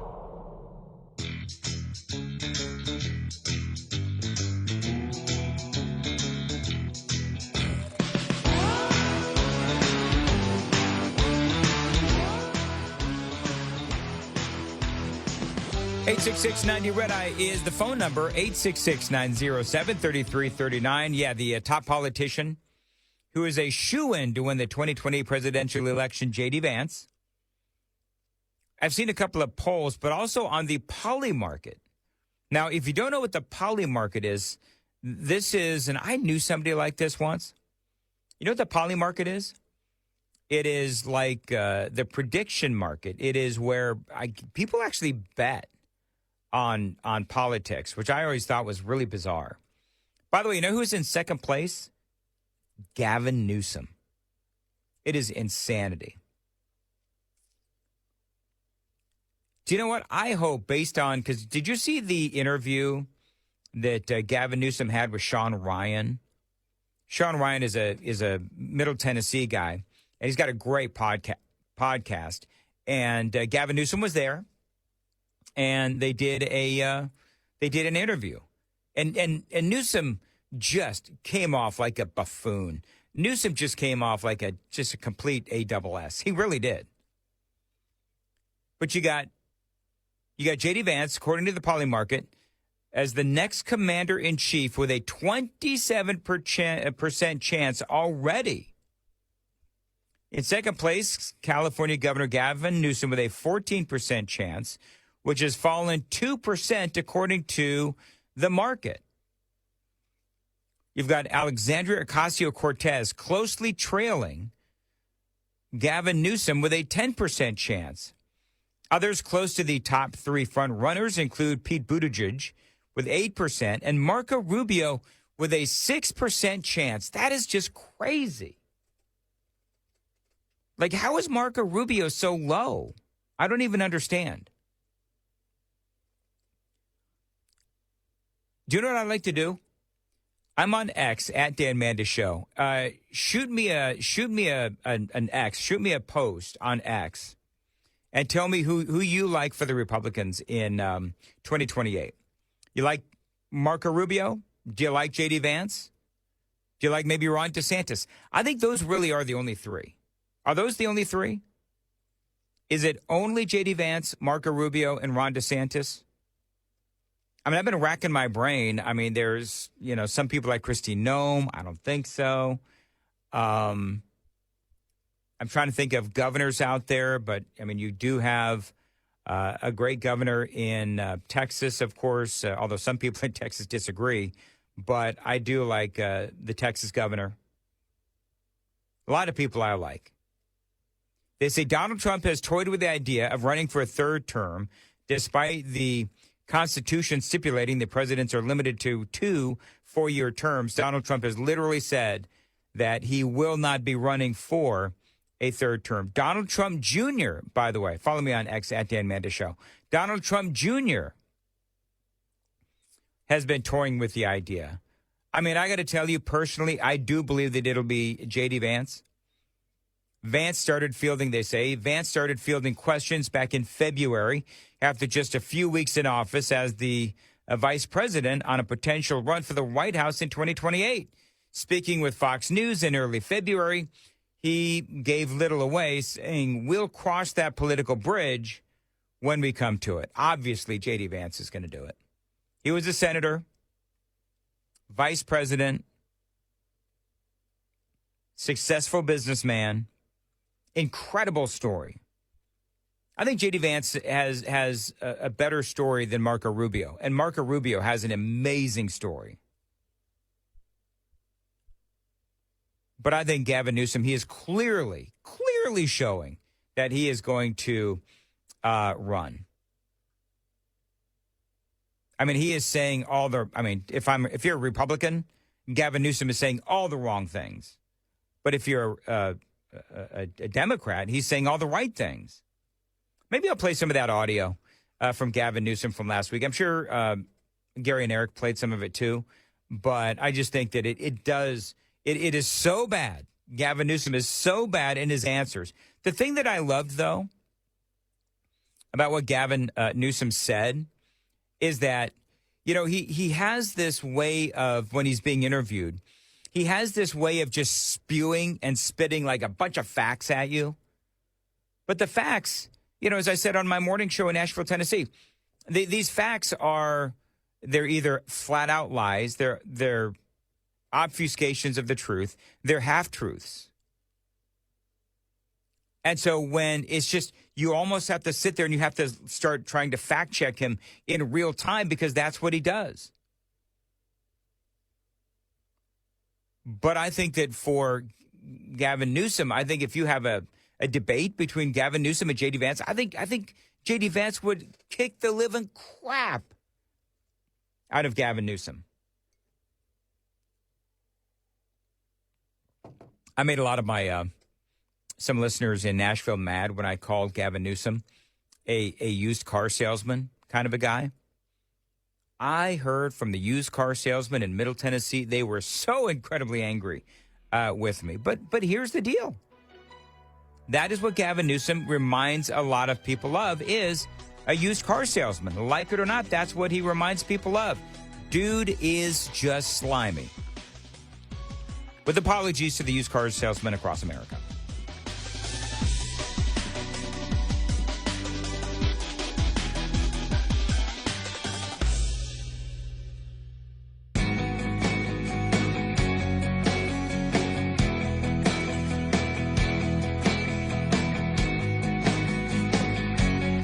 Red Eye Radio from the Uniden America Studios.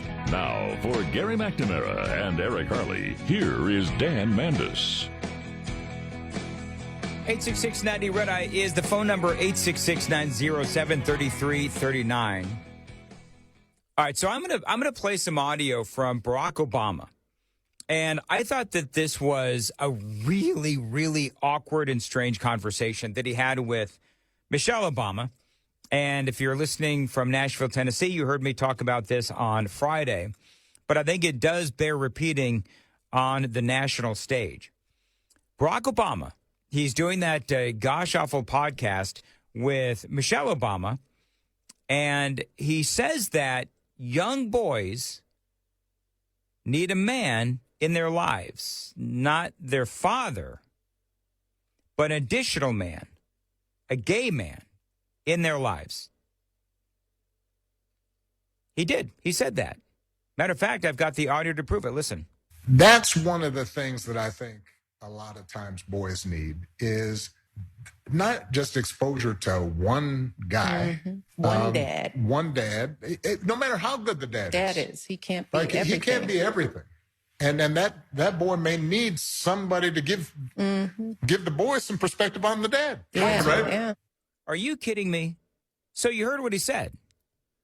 So that statement proves a couple of things. They have so little respect for fathers to say that one dad may not be enough. Really? No matter how good the dad is. Not only that, but this other person, you're going to hear in the upcoming sound bites, that other dad is got to be gay. This feels disparaging to fathers, to me, and straight men, by the way, also, because it's like in listening to their conversation, you heard Obama say, well, that gay friend has also got to give perspective on the father to the son. Really? So in other words, the dad gives the son some guidance And then the son is going to run to the gay man to get actual, like, appropriate perspective, according to Barack Obama and Michelle Obama. And notice that they say, well, no matter how good the father is, he can't be everything. Would Barack Obama ever dare say that about a mother? No, he wouldn't. This is the kind of progressive leftist crap that the American people voted against in 2024. Just this kind of narrative. Oh, a father is never going to be enough. You need to have some sort of, gay man with all the wisdom of a gay man can provide. I mean, listen, I'm not bashing on gay men by any stretch of the imagination. My frustration is that we have a former president of the United States who has the audacity to say that no matter how good a father is, it is his contention that all young boys in their life need a gay man infused with wisdom to second guess the father at every turn. And there's this part. And then that boy may need somebody to give the boy some perspective on the dad. Right. That's what I just said. Give perspective on the dad. So now dad has to get backup from some random gay dude? This doesn't make any sense to me. Does it make sense to you? And again, it does show the disrespect that the leader of the Democrat Party, Barack Obama, has, the lack of disrespect he has on fathers. One of the most valuable things I learned as a guy was I had a gay professor in college at a time when openly gay folks still weren't out of line, who became one of my favorite professors and was a great guy and would call me out when I started saying stuff that was ignorant. Well, you're sounding pretty damn ignorant right now, Barack Obama. So where is your wisdom-infused gay friend or professor now?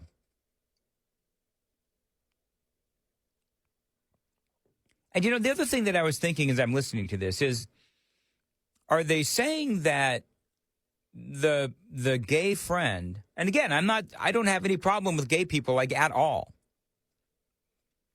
But are they saying that like, gay men or have more wisdom than straight men?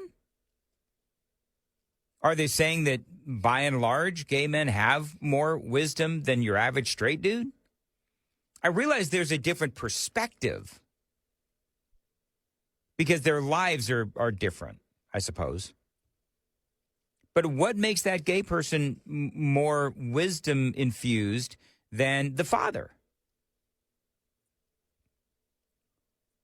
But if this old gay college professor of Barack Obama, if he is anywhere to be found, your former student is sounding pretty darn ignorant, so it's time for you to step in if you're still alive. Oh, but it didn't stop there. Mm-hmm. You need that to show empathy and kindness. And by the way, you need that person in your friend group so that if you then have a boy who's gay or non-binary or what have you, they have somebody that they can go, okay, I'm not alone in this. Yeah. Right. So I will, just remind former President Obama that your parents are supposed to be the ones that influence you, that implement those guiding principles for life. It's not about whether or not someone is gay or straight as to how much wisdom they have. It's what someone brings into your life. And are you supposed to just run out and find just some random person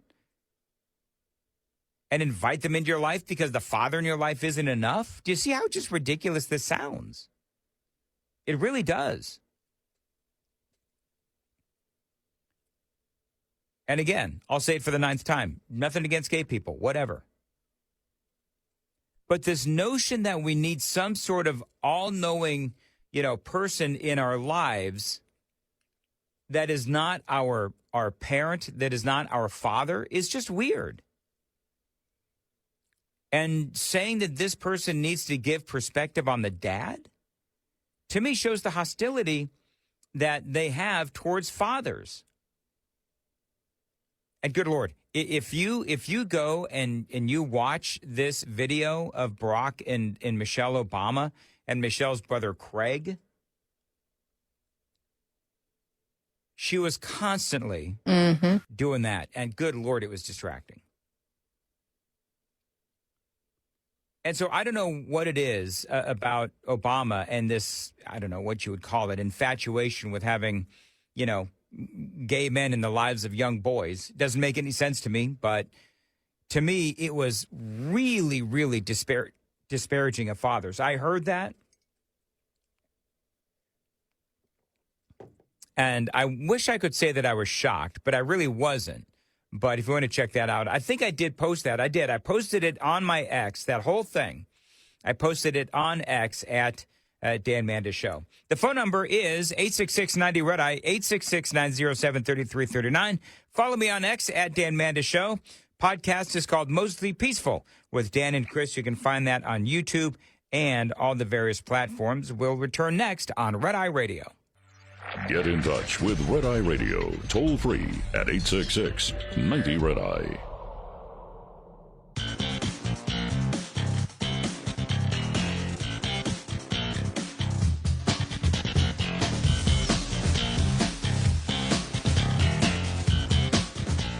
Red Eye Radio, 866-90-RED-EYE is the phone number. Cooper is calling from Portland, Oregon. Hey, Cooper, thanks for calling in. Cooper, go ahead. Hey, am I on the radio? You are. Go ahead, sir. Oh, man. Okay, so first time, or I guess second time listener of Red Eye Radio, big fan. I'm blown in from Portland, Oregon, a liberal state. Yeah, I know. But I wanted to call in about the topic of Obama and then the father figure. Is that right? Yes, sir. So I feel like he's trying to make a nuanced point. He's saying, what if the father figure's not there and he doesn't really have that person in his life? He's trying to say that he needs a male role model to kind of step in there and show him, the way. I mean, I grew up with a father. I was fortunate enough to have a dad there, right? And not everybody's that fortunate. So I feel like he's making the point that, he needs a father figure there. So I'll stop there, and I want to hear your point. All right, so hold on, Cooper, hold on. Okay, are you still there? Yep. Okay. I'm here. All right, so I'm going to play this audio bite for you again. I want you to listen very closely because he clearly says, and he and Michelle go back and forth, they clearly say it doesn't matter how good the father is. Listen very closely.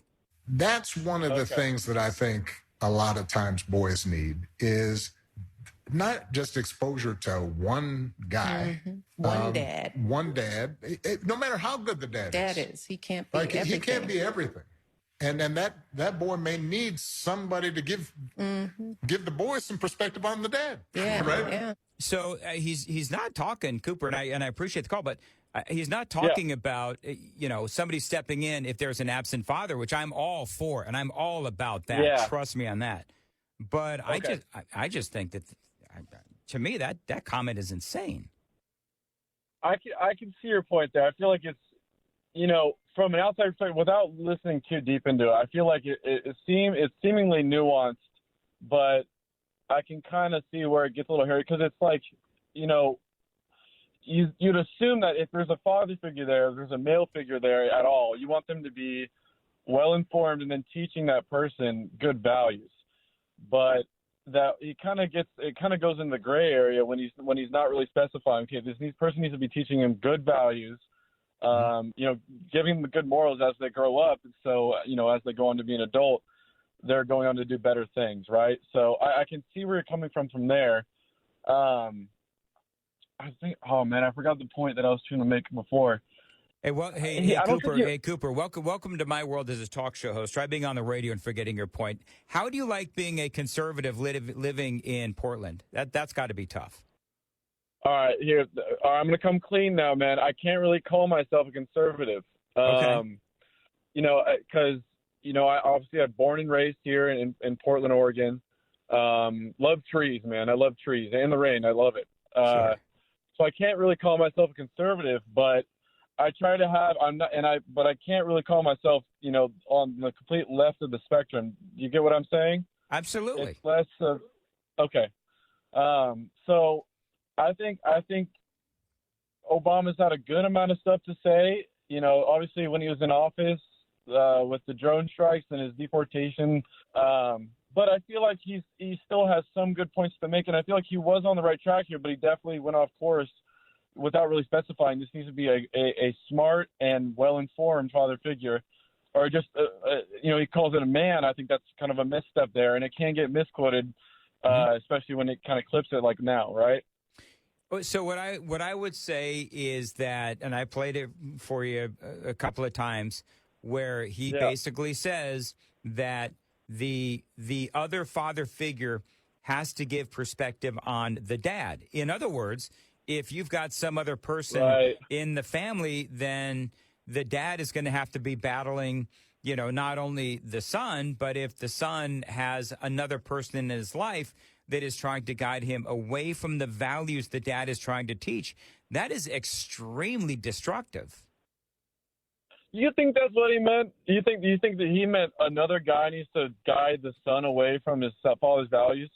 Well, let me play the cut very short. This is that cut very short. Listen very closely. Okay. And that boy may need somebody to give the boy some perspective on the dad. How do you interpret? If I'm wrong, Cooper, and we're playing along here, but if I'm wrong, then what does that comment mean? What I think it means, and I think it's just my own interpretation of it, because I feel like I'm giving him more of the benefit of the doubt than most would.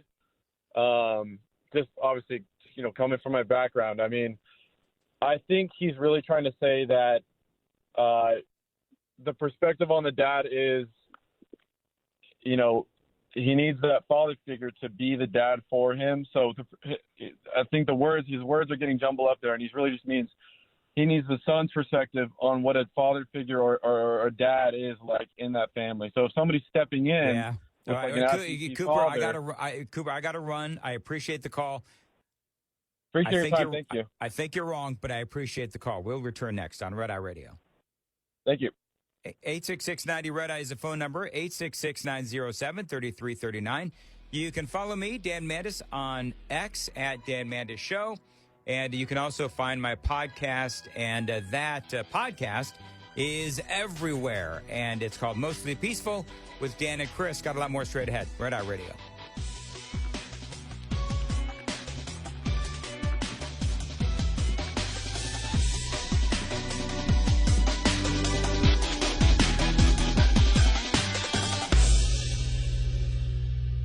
This is Red Eye Radio on Westwood One.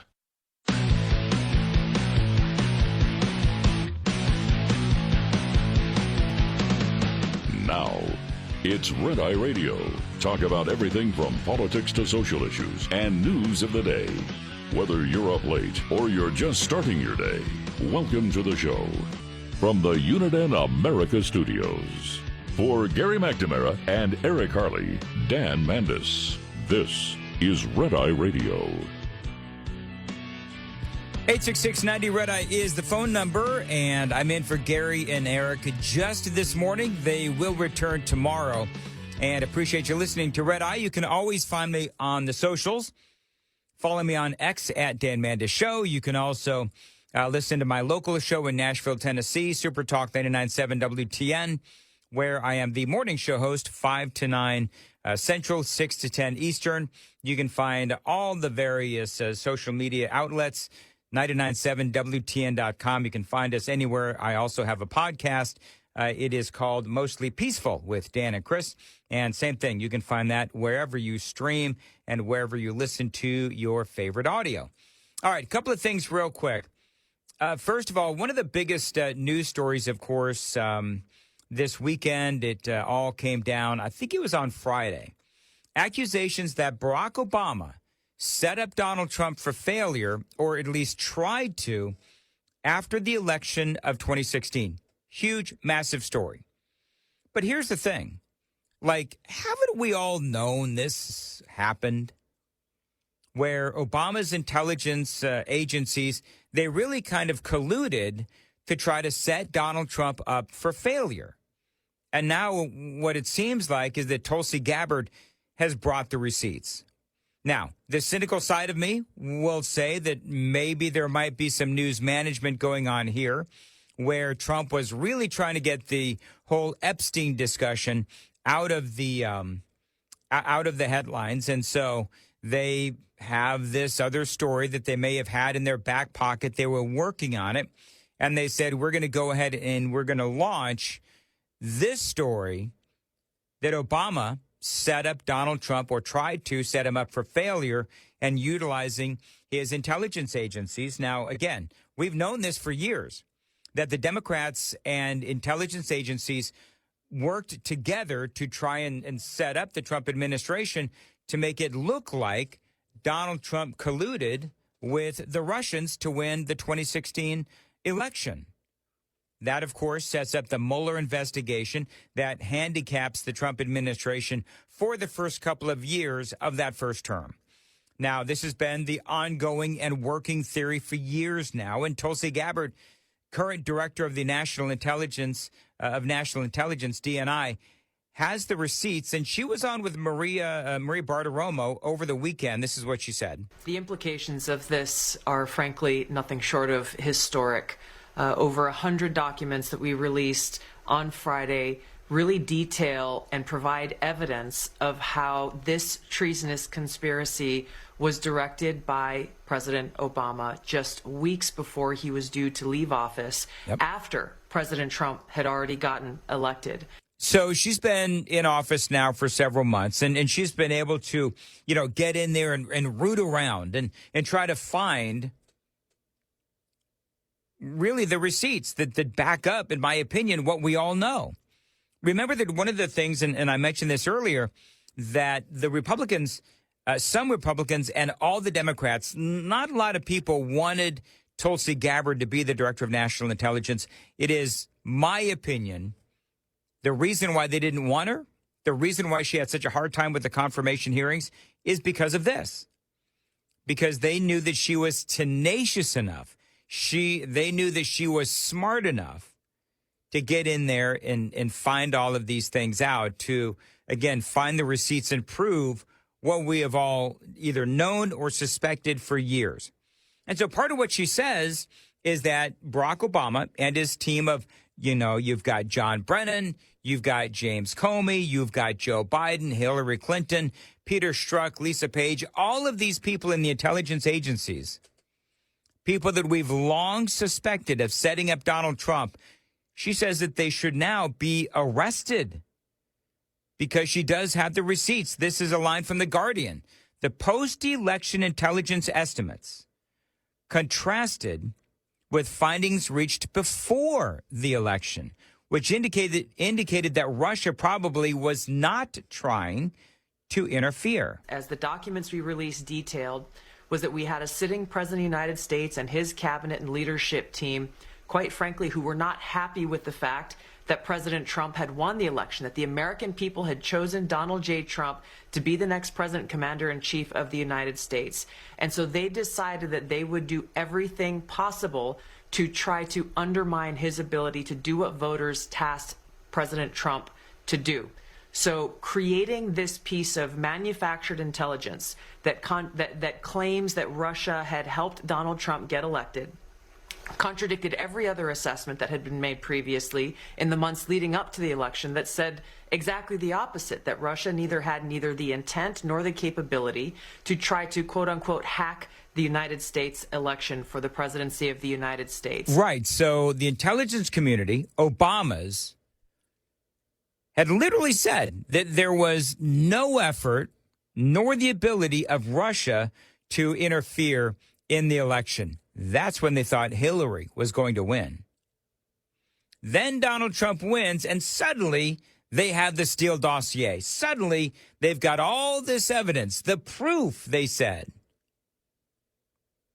that Donald Trump was colluding with the Russians. And so there's this thing in D.C., it's called an Intelligence Community Assessment, an ICA. And basically what this is a report by the intelligence community.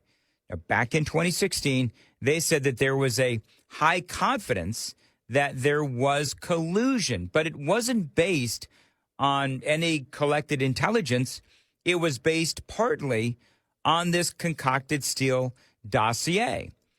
And the most important thing about this story, I mean, there's a lot of important things, but one of the most important is that the Obama administration changed their mind when Donald Trump won the election.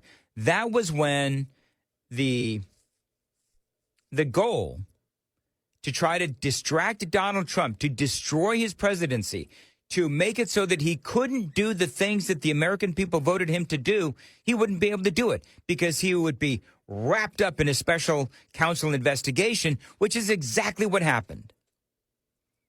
So if you listen to the Trump administration, if you listen to Tulsi Gabbard, Barack Obama committed treason. Barack Obama tried to usurp the vote of the American people, which is exactly what happened, if she's right. Now, there were some CIA analysts who said that there was no way that the dirty dossier should have been included in the assessment because it did lack verification or proof. So the effect of what President Obama and his senior national security team did was subvert the will of the American people, undermining our democratic republic, and enacting what would be essentially a years-long coup against President Trump, who was duly elected by the American people. Right. I mean, it was a coup of the election. Because when you are wrapped up in a special counsel investigation, especially when you've got the media attacking you, you've got the Democrats attacking you, you've got Republicans attacking you as well. Adam Schiff, every day, he's finding a microphone, he's finding a camera, and he is talking about how he has seen evidence that Donald Trump colluded with the Russians, when it turned out none of that was true. There are people, I keep talking about the dirty dossier, there are people who were quoted in the dirty dossier that later on, when the investigation was going on, where they were like, I can't believe they used what I said in the dossier. That was a bunch of bar talk. That was a bunch of guys just bragging and making things up, and they included it in the dossier? Yeah, they did. Because they were looking for evidence, and if they couldn't find evidence, they would make it up so that it would lead to the special counsel investigation. Now, the Democrats are out there saying that Obama was not behind this whole thing. No way. And that multiple investigations have shown that the Russians did interfere, and they were trying to help Donald Trump. Well, there is a difference, and you know this, friends, because you're smart and you listen to Gary and Eric. So there's a lot of people that will say that the Russians did actually interfere and they did help Donald Trump. But that doesn't mean that Trump was trying to work with Russia in that endeavor. There's a big difference. As a matter of fact, as the story goes, Russia approached Donald Trump and he said, no, I don't need your help. And so Russia did it on their own because they hated Hillary Clinton. So one thing that a lot of Americans and Russians agree upon is the hatred of Hillary Clinton. So in this discussion with Maria Bartiromo, Tulsi Gabbard actually says there was an intelligence assessment made for Obama, you know, his daily briefing, that was actually pulled. They said, pull it back, because they said of some new information. Well, that new information, I assume, was the dirty dossier. In early December, the first week of December, again, another document was produced by the intelligence community, a president's daily brief that was consistent with every other assessment that was done previously leading up to the election. Russia did not, this is after the election now, did not attempt to affect the outcome of the American election. That was never published. Hours before it would have gone into President Obama's President's Daily Brief, it was pulled by a senior level intelligence official saying that they had to pull it because they had received new guidance.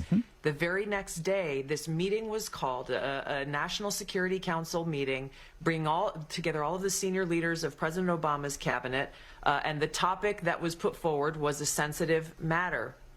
The tasks that came out of that meeting was coming from President Obama directing the intelligence community, then Obama's ODNI director Clapper, to produce a document, to produce an intelligence assessment that detailed not if, but how Moscow affected the outcome of the election that had already occurred, electing Donald Trump to the presidency.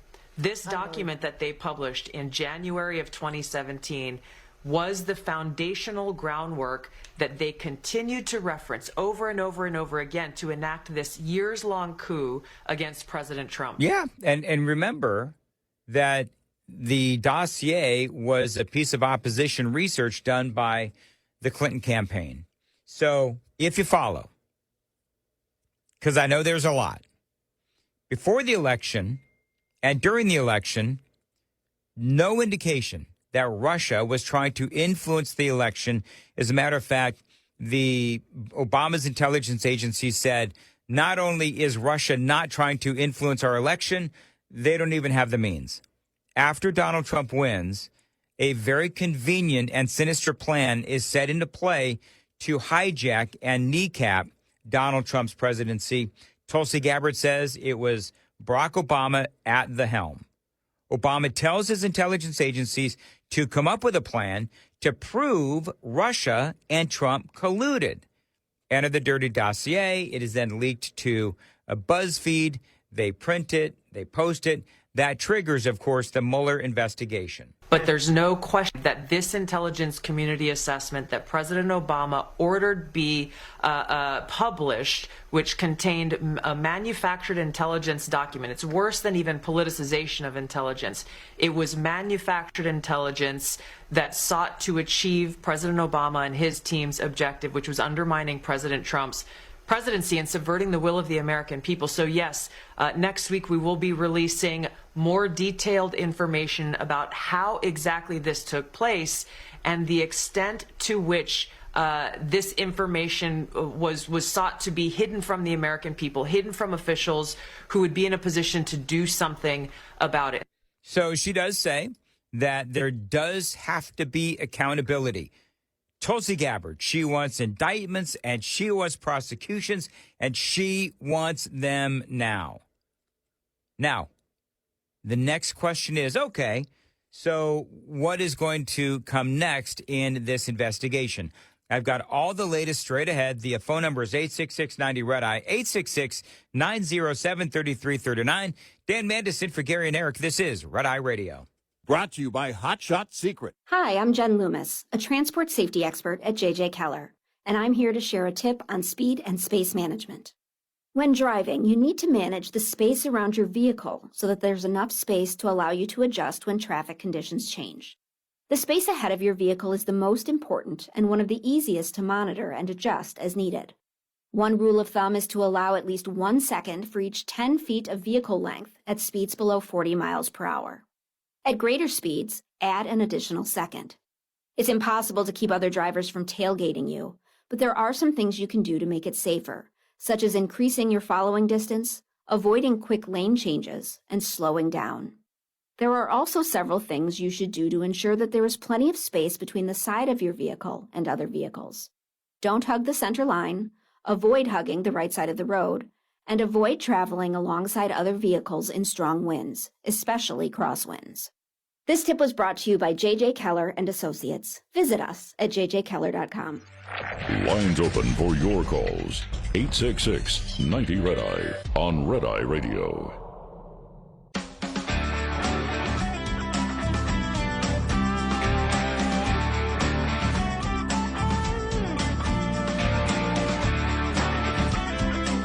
Red Eye Radio, 866-90-RED-EYE is the phone number, 866-907-3339. Appreciate you listening to Red Eye Radio. By the way, Gary and Eric, they return tomorrow, and talking a little bit about Tulsi Gabbard, the scurrilous accusations against Obama that Barack Obama was the guy. As the head of the snake, as the intelligence agencies did everything they could do to get Donald Trump wrapped up in all of these special counsel investigations regarding Russia and collusion with Donald Trump during the election. Now, we know that it didn't happen. We know that Trump essentially was, what's the right word to say? With the Mueller investigation, Donald Trump, basically they said, no, there was no collusion between Donald Trump and Russia. And so for all of the fighting that America went through regarding the Russia collusion, the accusations of Trump and Russia collusion, the president was exonerated. And so now Tulsi Gabbard, with this new information, these documents that she has released, the 100 or so documents, and her calling for accountability and transparency and all of that, she wants indictments and she wants prosecutions. She does say that she does have more documents as well. Oh, and one more thing. We have whistleblowers, actually, Maria, coming forward now after we release these documents, because there are people who were around, who were working within the intelligence community at this time, who were so disgusted by what happened. We're starting to see some of them come out of the woodwork here, because they, too, like you and I and the American people, want to see justice delivered. So we're going to provide everything that we have, everything that we will continue to gather to the Department of Justice for that direct intent and that direct purpose. Some people are saying, we already had the Durham report. We had the special counsel Durham report. We, of course, had the Mueller investigation as well. Do we really need to go back and relitigate this again? Well, from what I understand, there's a lot of people in our nation's capital within the intelligence agencies who actually say, that Durham report, that thing, it really wasn't complete. You had the FBI, and they were really in CYA mode, and Durham didn't really get into that deep into the investigation, into the FBI. And now, by the way, Paul Sperry with Real Clear Investigations and a columnist for the New York Post, he is reporting that they've actually now found text messages and emails indicating that Hillary Clinton's campaign, the aides, directly coordinated with the Obama White House in efforts to dig up dirt tying Donald Trump to Vladimir Putin in July of 2016 during the November election of 2016. Amazing. Surprising? Not really.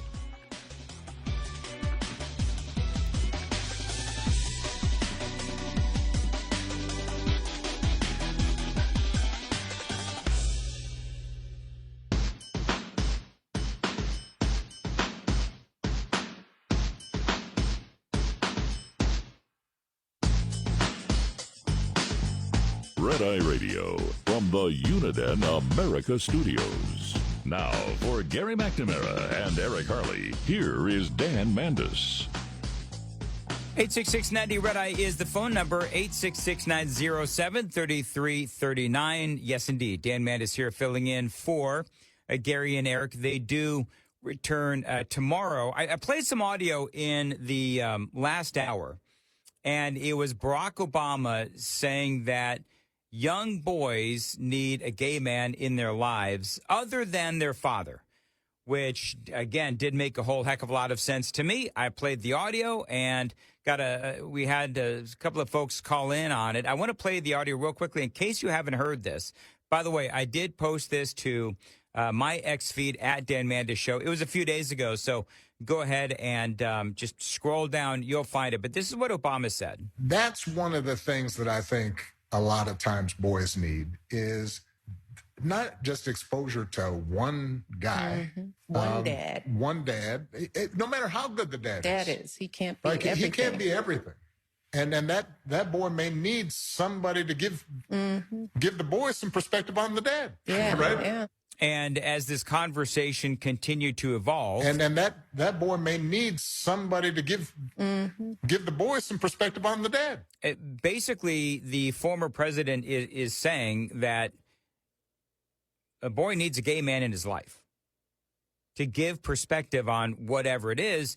And from that comment, it sounds like that other person, no matter how good the father is, that person should give, quote unquote, perspective on the dad. And he talks about how great it was to have this kind of person in his life when he was in college. One of the most valuable things I learned as a guy was I had a gay professor in college at a time when openly gay folks still weren't out of line, who became one of my favorite professors and was a great guy and would call me out when I started saying stuff that was ignorant. And, you know, one of the things that I said in the previous hour was, well, where is that professor now? Because you do sound ignorant. And, you know, this is the last part of that conversation where they talk about this concept of no matter how good a father is, which is really insulting to fathers, there should always be somebody else second-guessing the father. You need that to show empathy and kindness. And by the way, you need that person in your friend group so that if you then have a boy who's gay or non-binary or what have you, they have somebody that they can go, okay, I'm not alone in this. Yeah. Right? So there you go. That is Barack Obama. Missy is in Florida, and she's on Red Eye Radio. Missy, what do you think about this? Well, you know, I think that's a pretty big talk for a man that never had a father. You know, well, hey, Missy, you bring up a great point. You bring up a great point. Not only that, but he also has never had sons. Okay. Unfortunately, Missy, you're calling. I can't hear you because you're on a bad cell phone, but I appreciate the call. You are right. You are absolutely right. Barack Obama never had a father, and as I said, also had no sons, and I appreciate the call. Let me see here. I have covered a lot this morning. There's still a couple of stories that I do want to get to. Here it is. All right, so my deal with my audience, what's the best way to put this? My deal with the audience, my promise to my audience locally in Nashville, Tennessee, is that I will call out Donald Trump when I believe that he might be a little over his skis, and this is one of those moments. You ready? Donald Trump is threatening the Washington Commanders football team, saying that he will step in and he will prevent them from getting a new stadium in Washington, D.C., unless they change their name back to the Washington Redskins. Now, I'm going to tell you that, to me, as much as I'm a fan of Donald Trump, this is a business decision. And then the president should not be getting involved in telling a private business what they're supposed to do or how they're supposed to brand their team. Now, this is what the president said on True Social. He says, my statement on the Washington Redskins has totally blown up, but only in a very positive way.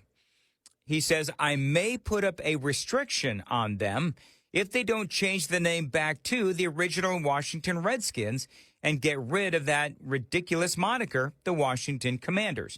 Now, two things. Trump is right on the name. Whoever thought the Washington Commanders was a good name was way off base. It's not a good name.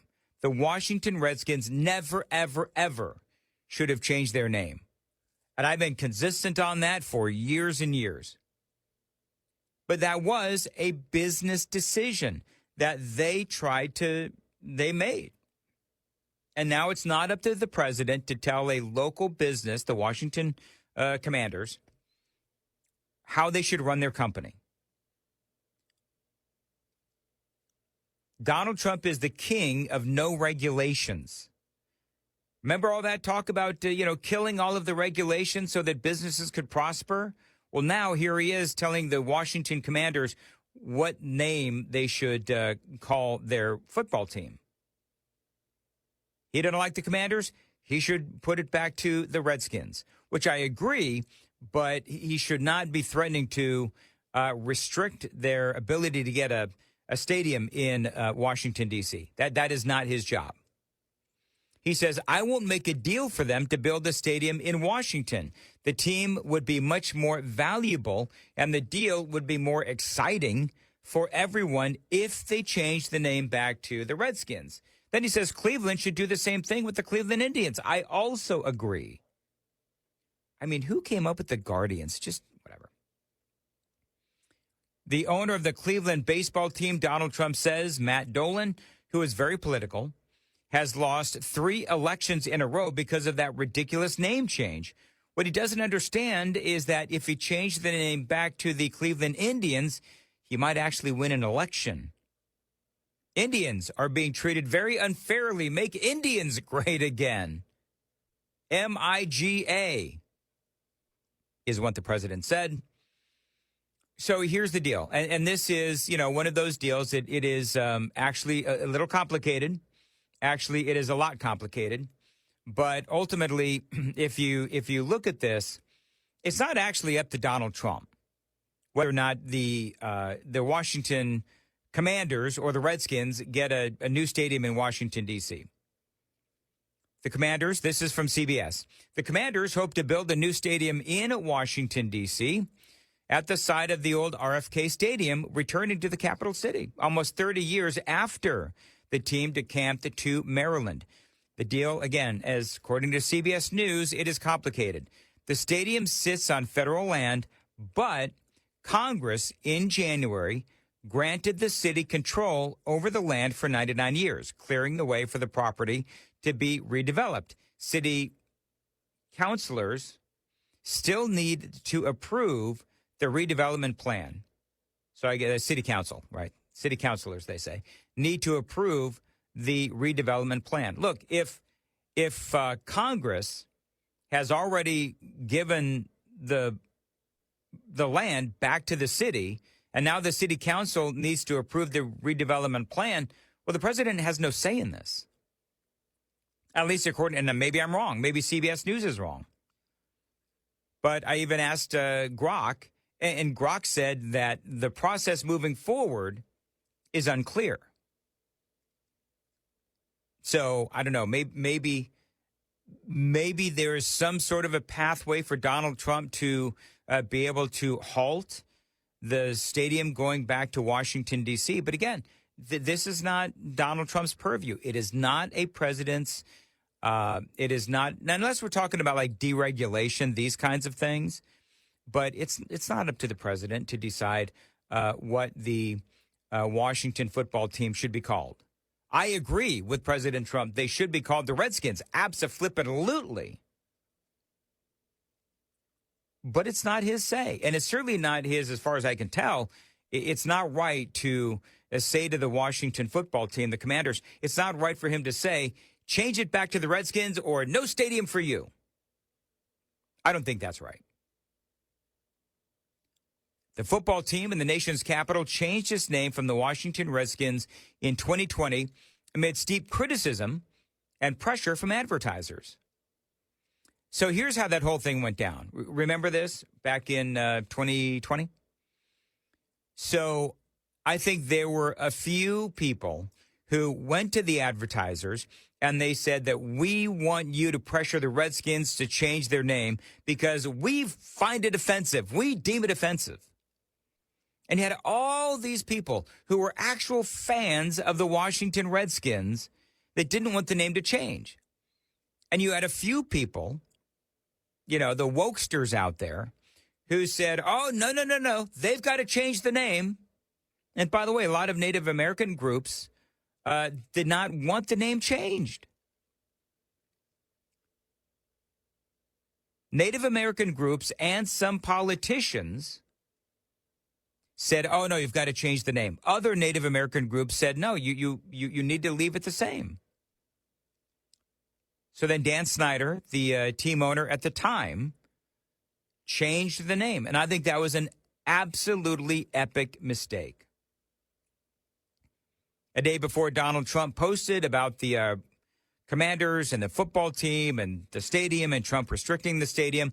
A day before Sunday's post, Jason Buck, a now retired defensive lineman who played on the Washington team back in the 1990s, telling TMZ that he would give anything to meet with Donald Trump to discuss changing the Commanders' name back. If I remember right, the Redskins, they were like, I believe in the top five for sports brands.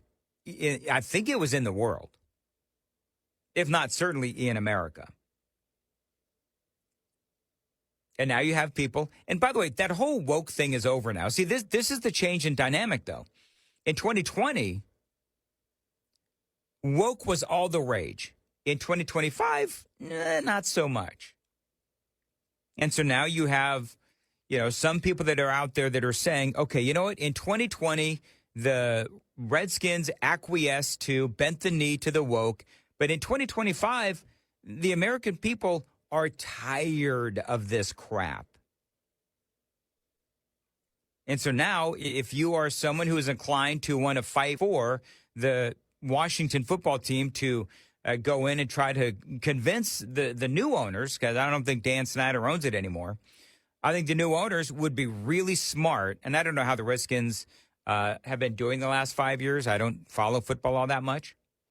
Outside of Nashville, I like the Tennessee Titans. I like it a lot more if they win a damn game every once in a while, but moving on from there. But I think that they would create a lot of excitement if they would just change the name back to the Redskins. Now, will they? I don't know. But again, it's not the president's job description to tell sports teams who they should or how they should name their teams. And it's certainly not the job of a president to threaten sports teams to restrict them out of a new stadium deal if they don't change the name. That is not what a president is supposed to do. 866-90-RED-EYE is the phone number, 866-907-3339. We'll return next on Red Eye Radio. Get in touch with Red Eye Radio, toll free at 866-90-RED-EYE.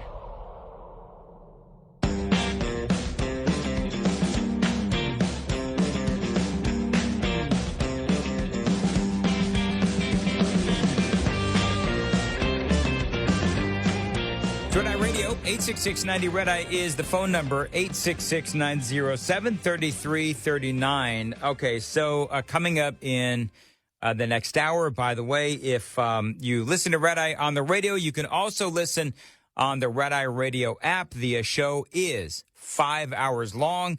And so if you can listen to us on one of our great radio stations across America, you can always listen to all 5 hours on the Red Eye Radio app. Now, coming up in the next hour, Dan Mandis in for Gary and Eric. There is, and I know that, I don't know about you, but it is so frustrating. It is so angrifying, if I can make up a word, when we hear these illegal aliens that are coming into our country over and over and over again, and they do reprehensible things.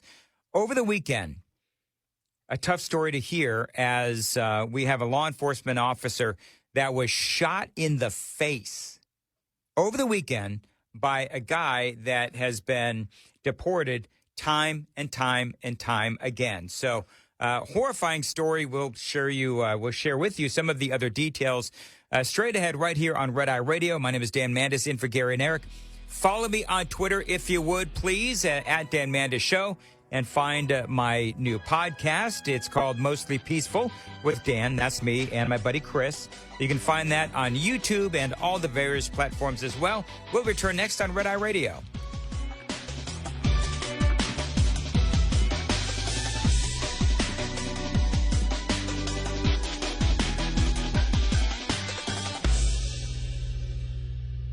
This is Red Eye Radio on Westwood One.